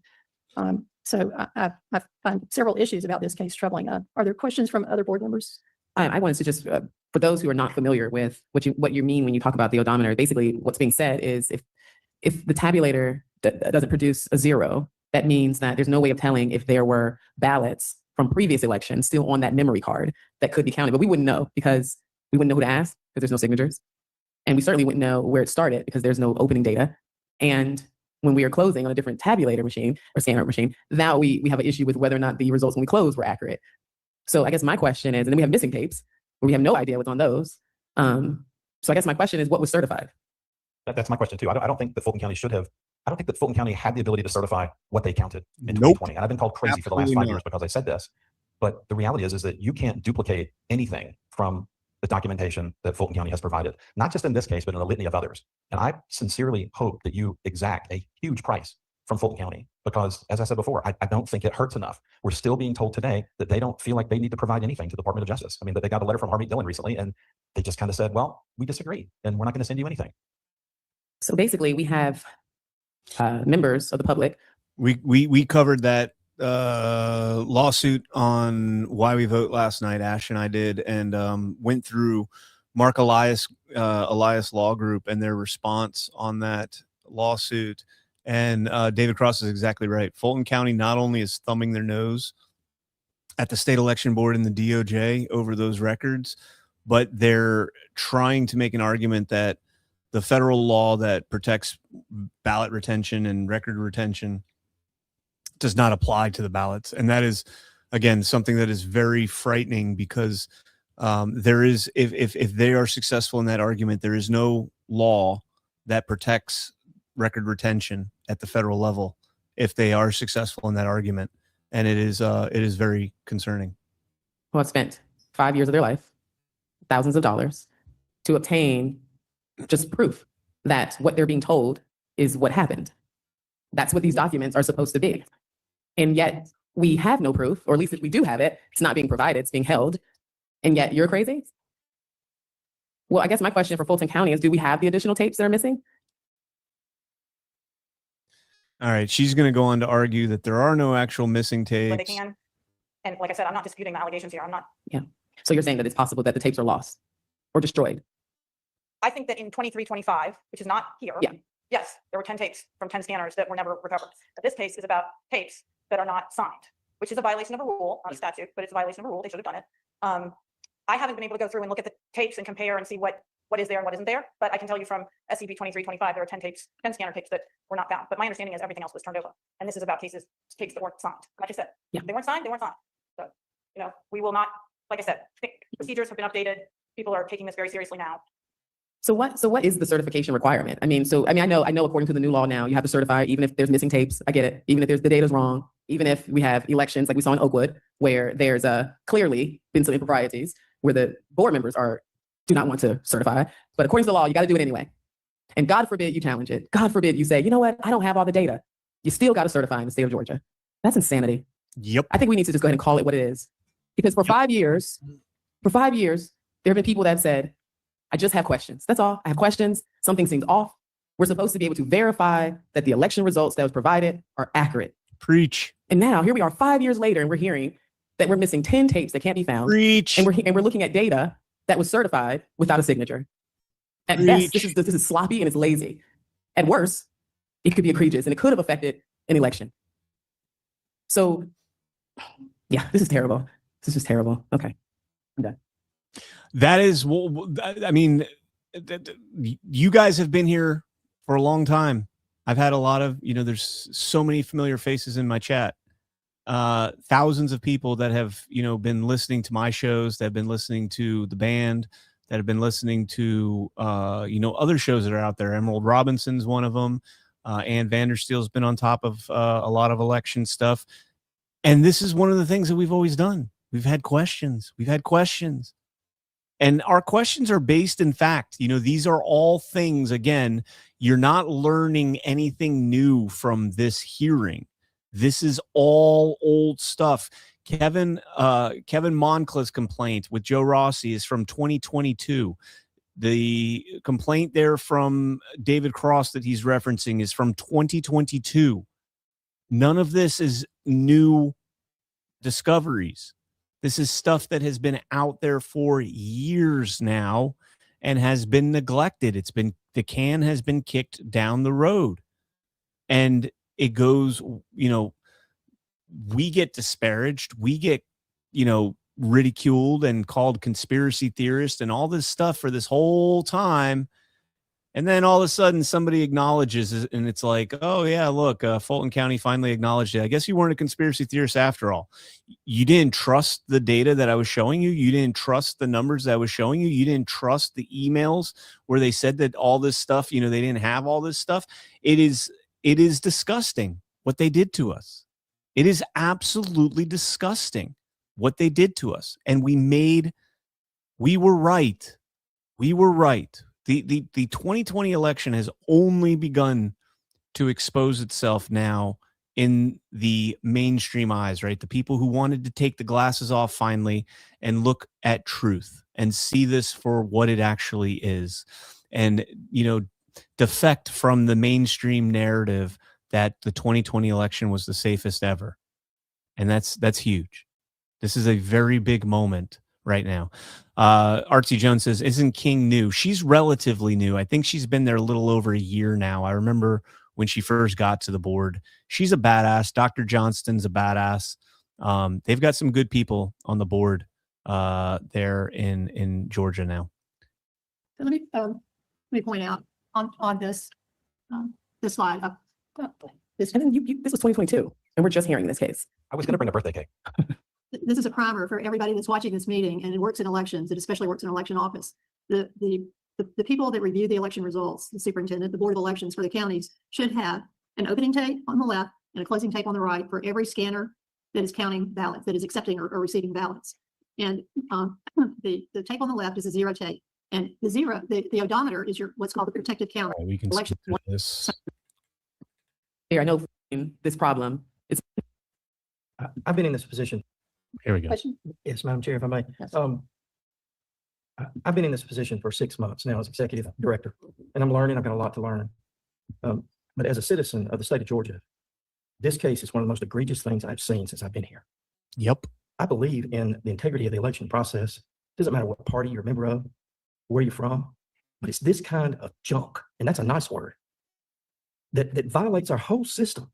How can anybody believe that something is legit when you have this many breaks in the chain of custody?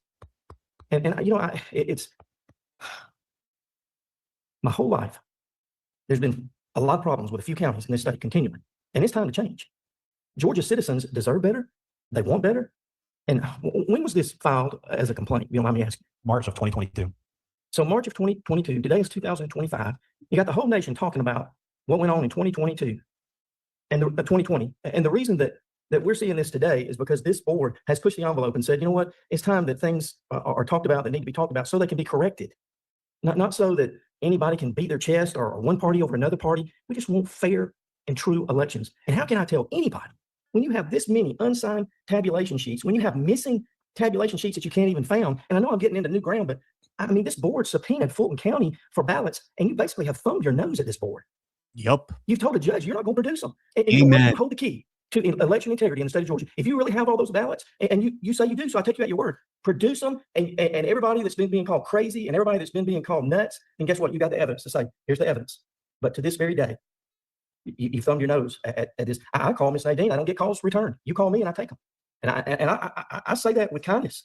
But the state is not going to tolerate you thumbing your nose at the SEB. We're just not going to do it. I mean, amen. Amen.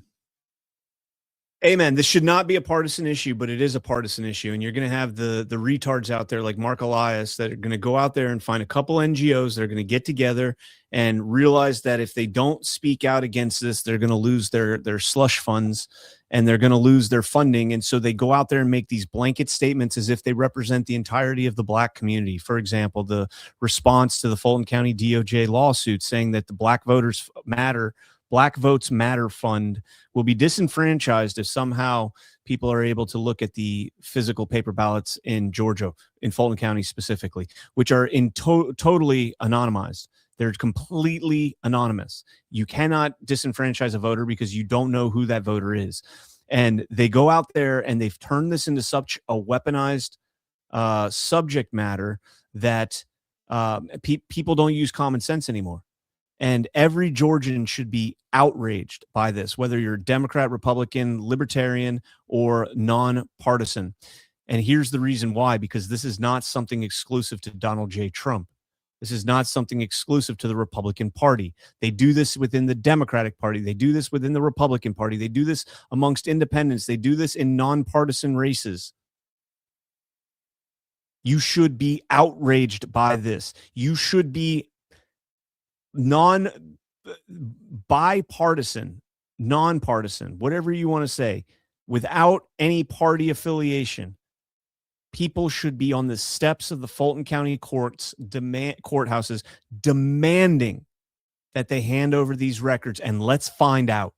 You might be wrong. We might be wrong, but let's find out. We have to know now. There should be mass calls for this. This should not be a Republican thing. This should not be, oh, those MAGA retards. No, this should be everybody. Everybody. Because I am okay admitting that there are going to be communities that have totally different political beliefs than I do, and they're going to want people that align with those political beliefs in that particular community. Maybe they don't exist. Maybe they're facades created by the NGO networks. Who knows?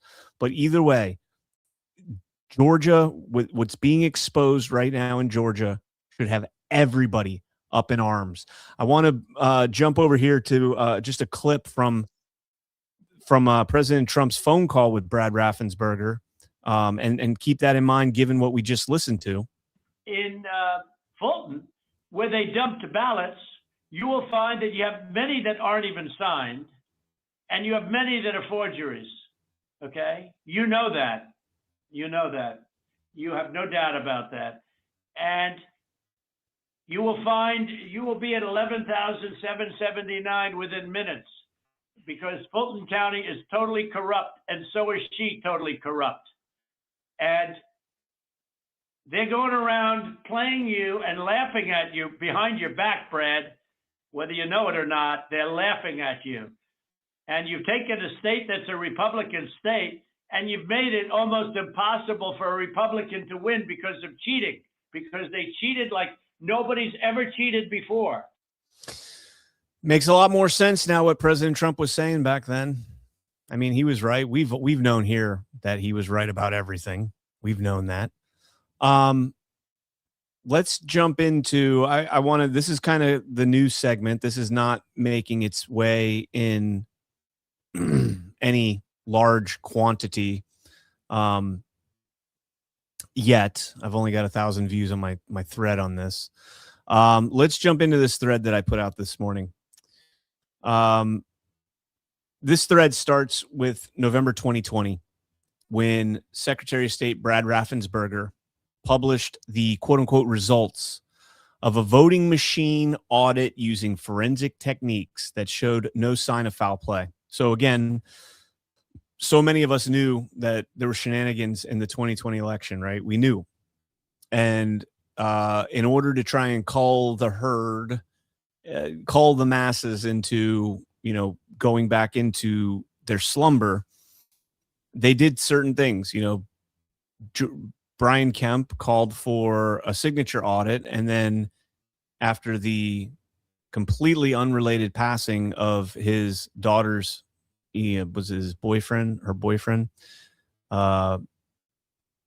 he decided to change that signature audit to another audit in another location. But that's not the audit we're talking about here.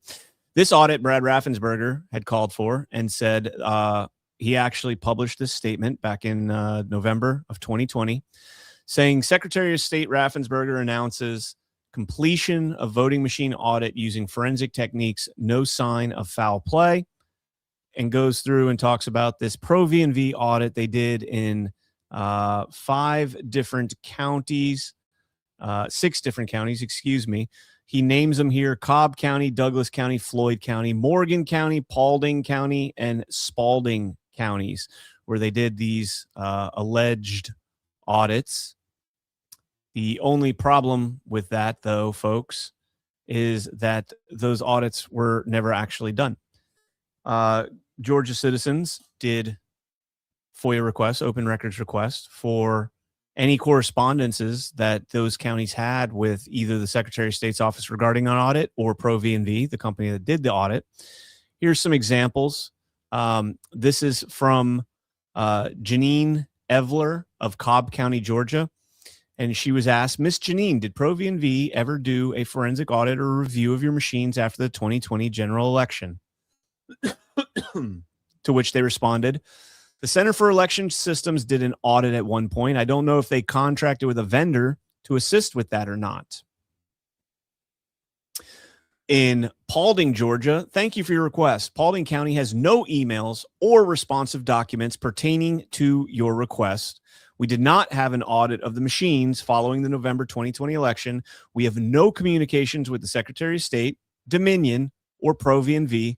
Please consider your request fulfilled. That's Paulding County. How about Douglas County? The Douglas County Board of Elections found no records responsive to your September 7th, 2022 open records request related to the communications between the Secretary of State's office and the Board of Elections and voter registration concerning an audit of the Dominion machines following the November 3, 2020 general election. No communication was identified between the Board of Elections and voter registration and Pro V&V concerning an audit of Dominion voting machines following the November 3rd, 2020 election. There were also no records of audits or tests performed by Pro V&V in Douglas County in November 3rd. Thank you. So 3 out of 6 counties, nobody had any records of them doing an audit. But Brad Raffensperger told us publicly in a statement, told us publicly that they had done this audit and that it was clean. And so therefore you could trust the results because it was clean. It was clean. That's not it. This is where it gets really interesting. So then they did an open records request to the Secretary of State's office to try and get the correspondence directly from them. And they got this back from Jack Cobb to Michael Barnes, who is the director for Center for Election Systems in Georgia Secretary of State's office, from Jack Cobb, who is the president of Pro V&V. The Secretary of State's office has requested Pro V&V perform a field audit of the Dominion voting system in the state of Georgia. The purpose of the audit is to verify the systems in the requested locations have the certified hardware and software, and no other software is running on the voting system. It lists out the counties right there. You got Rome, Georgia, well, the cities, Rome, Georgia, Douglasville, Georgia, Dallas, Georgia, Marietta, Georgia. At the very bottom, it says Pro V&V will need the following: an ICX technician smart card for the election, the ICP technician's advisor button, I button. Pro V&V will verify that hash values submitted to the state as part of our testing for certification match the 3 components in the 4 locations provided above. Now, the key problem with this document is this right here.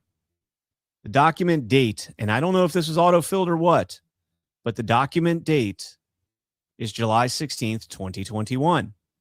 The audit was done in November of 2020. That is 8 months earlier, almost to the day. 8 months earlier. So this memo appears to have been made up because the open records request for this exact memo and a memo, depicting the scope of work was made just before that date of 7/16/2021.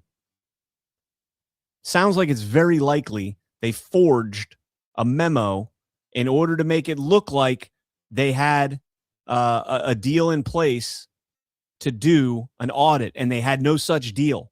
They had no such deal. That means Brad Raffensperger went out there and lied to your fucking face and told you that this audit has been done when it had not been done. And then when they get called on it, they try and cover it up, and the cover-up is often worse than the crime. The cover-up is often worse than the crime. And I'll refer you back to the post, because we have the metadata, and we'll go through and look at the metadata on that memo. It was created on July 16th, 2021. And you can see it was created on the desktop of Jack Cobb. It was a forgery. It was a fake. It was made to look like they did something that they did not do. Now, here is where it gets really interesting. I want to play a clip from a man. I'm not going to use his last name. I'm just going to call him Bob. And Bob is a badass Georgia resident.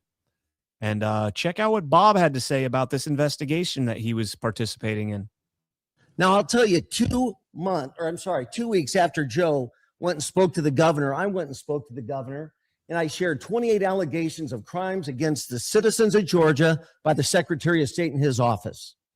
I worked with Evan Myers, his deputy executive counsel, for 2 months. They didn't find any problems with the evidence we gave him. He referred it to then Inspector General Scott McAfee. So Brian Kemp's office looks at it for 2 months, doesn't find anything wrong with any of these complaints, and kicks the can down the road and passes it off to Inspector General Scott McAfee. That name should sound familiar.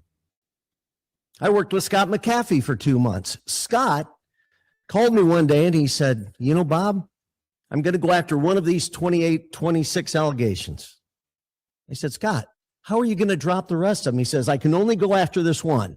And it was the Pro V&V audit, which we all know never took place. And then I gave Scott McAfee the open records request from the 6 counties that they said the audits took place in. And of course, the audits didn't take place in any of the counties. And guess what happened when I gave that stuff to the Inspector General? He stopped talking to me. The Inspector General is now a Superior Court judge. I went to a district attorney in the Appalachian Circuit. I shared the same information with her. Guess what? She stopped talking to me. She is now a Superior Court judge. So if any of you guys are looking on how to become a judge, I got a fast track. I mean, that's downright shocking. That is downright shocking. So you go and you provide evidence for an investigation. They acknowledge that, hey, this is one facet of this is one of the complaints that you gave me that I can actually investigate and do some work on. And he says, oh, thank God you're looking at this. I mean, screw all the other 26 complaints, right? Screw all those. But thank God you chose that one of all of them, because I've done a lot of research on that one and it's all bullshit. And here is all the research I did on it. I did the legwork for you. Fact check me, double check my work, whatever. But here is the evidence you need. And wouldn't you know, it's almost like they wanted to look into that one because it's the one that's probably the easiest to disprove, doesn't have any implications, any, long-term implications, any fraud implications. It's just, so they didn't do an audit, or they're saying they didn't do an audit. Okay, whatever. It is what it is. Kick that can down the road. And then Bob comes in and says, hey, Scott, I've got all this evidence for you. Just take a look at it. They lied about it happening. They lied to the Georgian public. They lied to the American public, and they lied in a way that President Trump ended up getting indicted for. And what did McAfee do? He ghosted him. He said, no more. I'm done talking to this guy. Like my cousin Vinny. I got no more questions for this guy. Disappeared. So Bob takes it to another district attorney in the Appalachian Circuit. Boom. Same thing. Ghosted. Don't want to talk to you.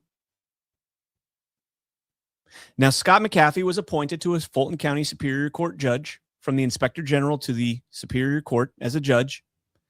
And he was appointed by none other than Brian Kemp, the same man who sent Bob to McAfee after Brian Kemp said, I can't do anything with this. Go give it to the Inspector General. The Inspector General said, I'm going to look at this one. You give him the evidence, and he says, oh, shit. I'm just going to ignore this guy. Otherwise, I might actually have to investigate this. And they might actually find that the Secretary of State lied to the American public in the most despicable of ways. Now, why is Scott McAfee Why is his name so important?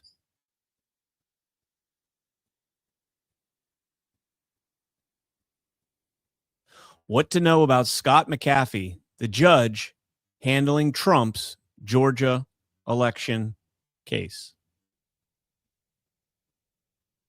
So, of course, the judge that Brian Kemp nominated after he kicked the can down the road and completely ignored an investigation into whether or not the Secretary of State lied to the American public and the Georgian public about whether or not they did an audit, flat out lied about it, fabricated open records request records. Instead of investigating it and doing the work that needed to be done, they lied. They lied. Kemp promotes two judges who ignored this, promotes them to people to Superior Court judges who ignored this, and then McAfee gets the Georgia electors case, the RICO case, the RICO Grand. And why did McAfee get it? Not so that he could convict President Trump. That was never the goal. That was never the goal of the Georgia RICO case, to convict President Trump. They weren't going to get a conviction out of him there. I told you guys on day one of that trial, of the evidentiary hearing to get discovery. And believe it or not, I think it was November 3rd of 2023, I believe. On that day, I said, mark my words, this case will be dismissed. This case will never get to trial. That, in my opinion, that is what Scott McAfee was there for, to dismiss that case when it got too contentious, to dismiss that case, to keep it going long enough that you could get the mugshot, that you could get the bad press on President Trump, and maybe get a conviction. But that was never the goal. That was never the goal. When Harris and Floyd's attorneys argued before the judge, what if we prove that Trump won? The case goes away. You knew that was over. You knew that was over. My chat, Big Mama T says, yes, you did, CanCon. Mags will tell you. One person, one vote will tell you. I have been saying since day one of this trial in Fulton County that it goes nowhere. And I knew the Scott McAfee ignored the investigation into, I knew that long before that Bob Cheeley stood up there and did that. I knew that long before, but we didn't want to expose that at the time. We didn't want to expose it at the time. And then Bob did that public statement, and Bob is what a badass Georgian, man. What a badass Georgian. He stood up there and exposed it all. And that's not even half of it, guys. I could go on with the exposés on Georgia. Follow me on X. I'll be doing a lot more of these because there is a ton coming out on Georgia. A lot of people are passing it off as if it's new information, and you're seeing a lot of like the Con Inc. influencers out there, like, oh my gosh, look at all this new stuff. And it's like, this isn't new, man. You guys just didn't want to give us the time of day. You were too busy calling us fucking conspiracy theorists. Fuck off. Fuck off. I consider, the work that the people I'm associated with in Georgia and Arizona and Michigan, some of the hardest working, most intelligent, most thorough people you will ever meet. And they have never once, not once, have they steered me wrong on information that they've provided to me, research that they've pointed me in the direction of doing, et cetera, et cetera. These are great people. And we've been ignored. We have been ignored. Our little segment of the MAGAverse, whatever you want to call it, gets ignored because elections are boring to talk about and it's difficult to prove. And they think we're conspiracy theorists and they think we're detrimental to moving forward as a nation. No, bitch, there is no moving forward as a nation. We're a banana republic until we fix our elections. Period. So again, I will talk to anybody about elections. If you got a platform out there and you want to have me on, I don't care if you got 5 guests or if you've got 5 million guests. I will talk to anybody out there about elections. I will bring receipts on everything. And there's not much new that's going to come out in the election fraud, the 2020 expose that we have not been talking about here for the last 4 or 5 years. On that note, I'm going to sign off here. I'm going to go hopefully watch the Hurricanes win. Don't ruin the score for me because I haven't seen it yet, and I'm going to start from the beginning on my show. I'm going to go grab some lunch, and it's been great hanging out with you guys. Smash that thumbs up if you have not done so yet. I think there might have been a couple more rants. Let me just check real quick. Yeah, there are some more rants, so let me get to these first. All right, Ginger Because said, enjoy the updates. Thank you so much. For the puppy cam, want to see Cash, says Ran 132. Cash is not up here. I got Johnny and Tango up here right now, but Cash is not here. One Ohio Gal Now, a monthly supporter. Thank you so much. That's a great way to support, the channel, being a monthly supporter. Thank you. Denise Ann too. Good to see you. Great show as always, Brian. Feels like the old days, but much better now that we are winning. Where we go one, we go all. Stay frosty. P.S. Christmas Day is going to be 72 here. You can take back your Florida weather. Yeah, I wish I could. I wish it was going to be cold here. That would have been awesome. CanCon, I get the rift between Lindell and Jovan Pulitzer, but it's a crime that Gateway Pundit and others are not helping save the Arizona election. Proof. Give, send, go. I'm not doing anything with Jovan. Sorry. Just not touching that guy. Not touching that guy. I've been waiting on that report for way too long. And I'm not saying I'm not gonna talk trash. I don't talk trash. But I'm just not going there. Okay, so we've mentioned this before, this Arizona Forensic Audit Archives. I'll highlight it here. If you guys want to donate here, it's givesendgo.com/save the evidence 2020. Looks like it's doing pretty good. Campaign created by Crystal O'Haver. I have no idea who that is. Raised $130,000 so far. That's awesome. Awesome. It says, on behalf of all of us, we are appealing to your patriotic spirit and dedication to continue fighting for exposing the deeply and dangerously flawed USA election system. Over the last 4 years, 2.1 million physical ballots have been kept in pristine 24/7, 365 days a year supervision in a secure, full chain of custody state that is legally 100% court admissible. Since the 2020 Maricopa, Arizona full forensic audit, a few patriots of the forensic team have been funding the preservation of the only remaining evidence of the U.S. election 2020 that has, where'd it go? That has not yet been presented in court. That's not entirely true. I would support that cause. Absolutely. Givesendgo.com/save the evidence 2020. But again, I would not say that that's true. There's ballots in Fulton County as well that are preserved. True Deplorable. We, your viewers, will let people know how long we've known all this and where to send them. Thanks, Brian. Let me pull that up because that's a good rant right there. I like that rant. True Deplorable says, we, your viewers, will let people know how long we've known all this and where to send them. Thanks, Brian. Spot on.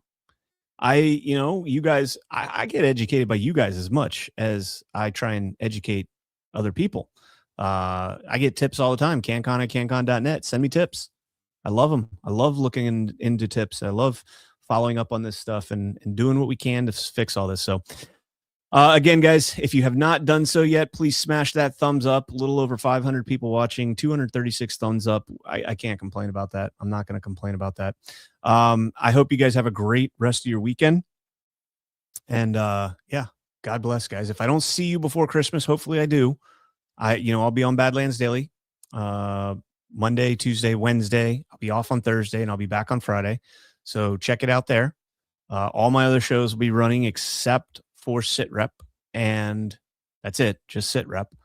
So tune in. All right. Stay frosty. God bless each and every one of you. God bless America. Make the fortune cookie country pay for this.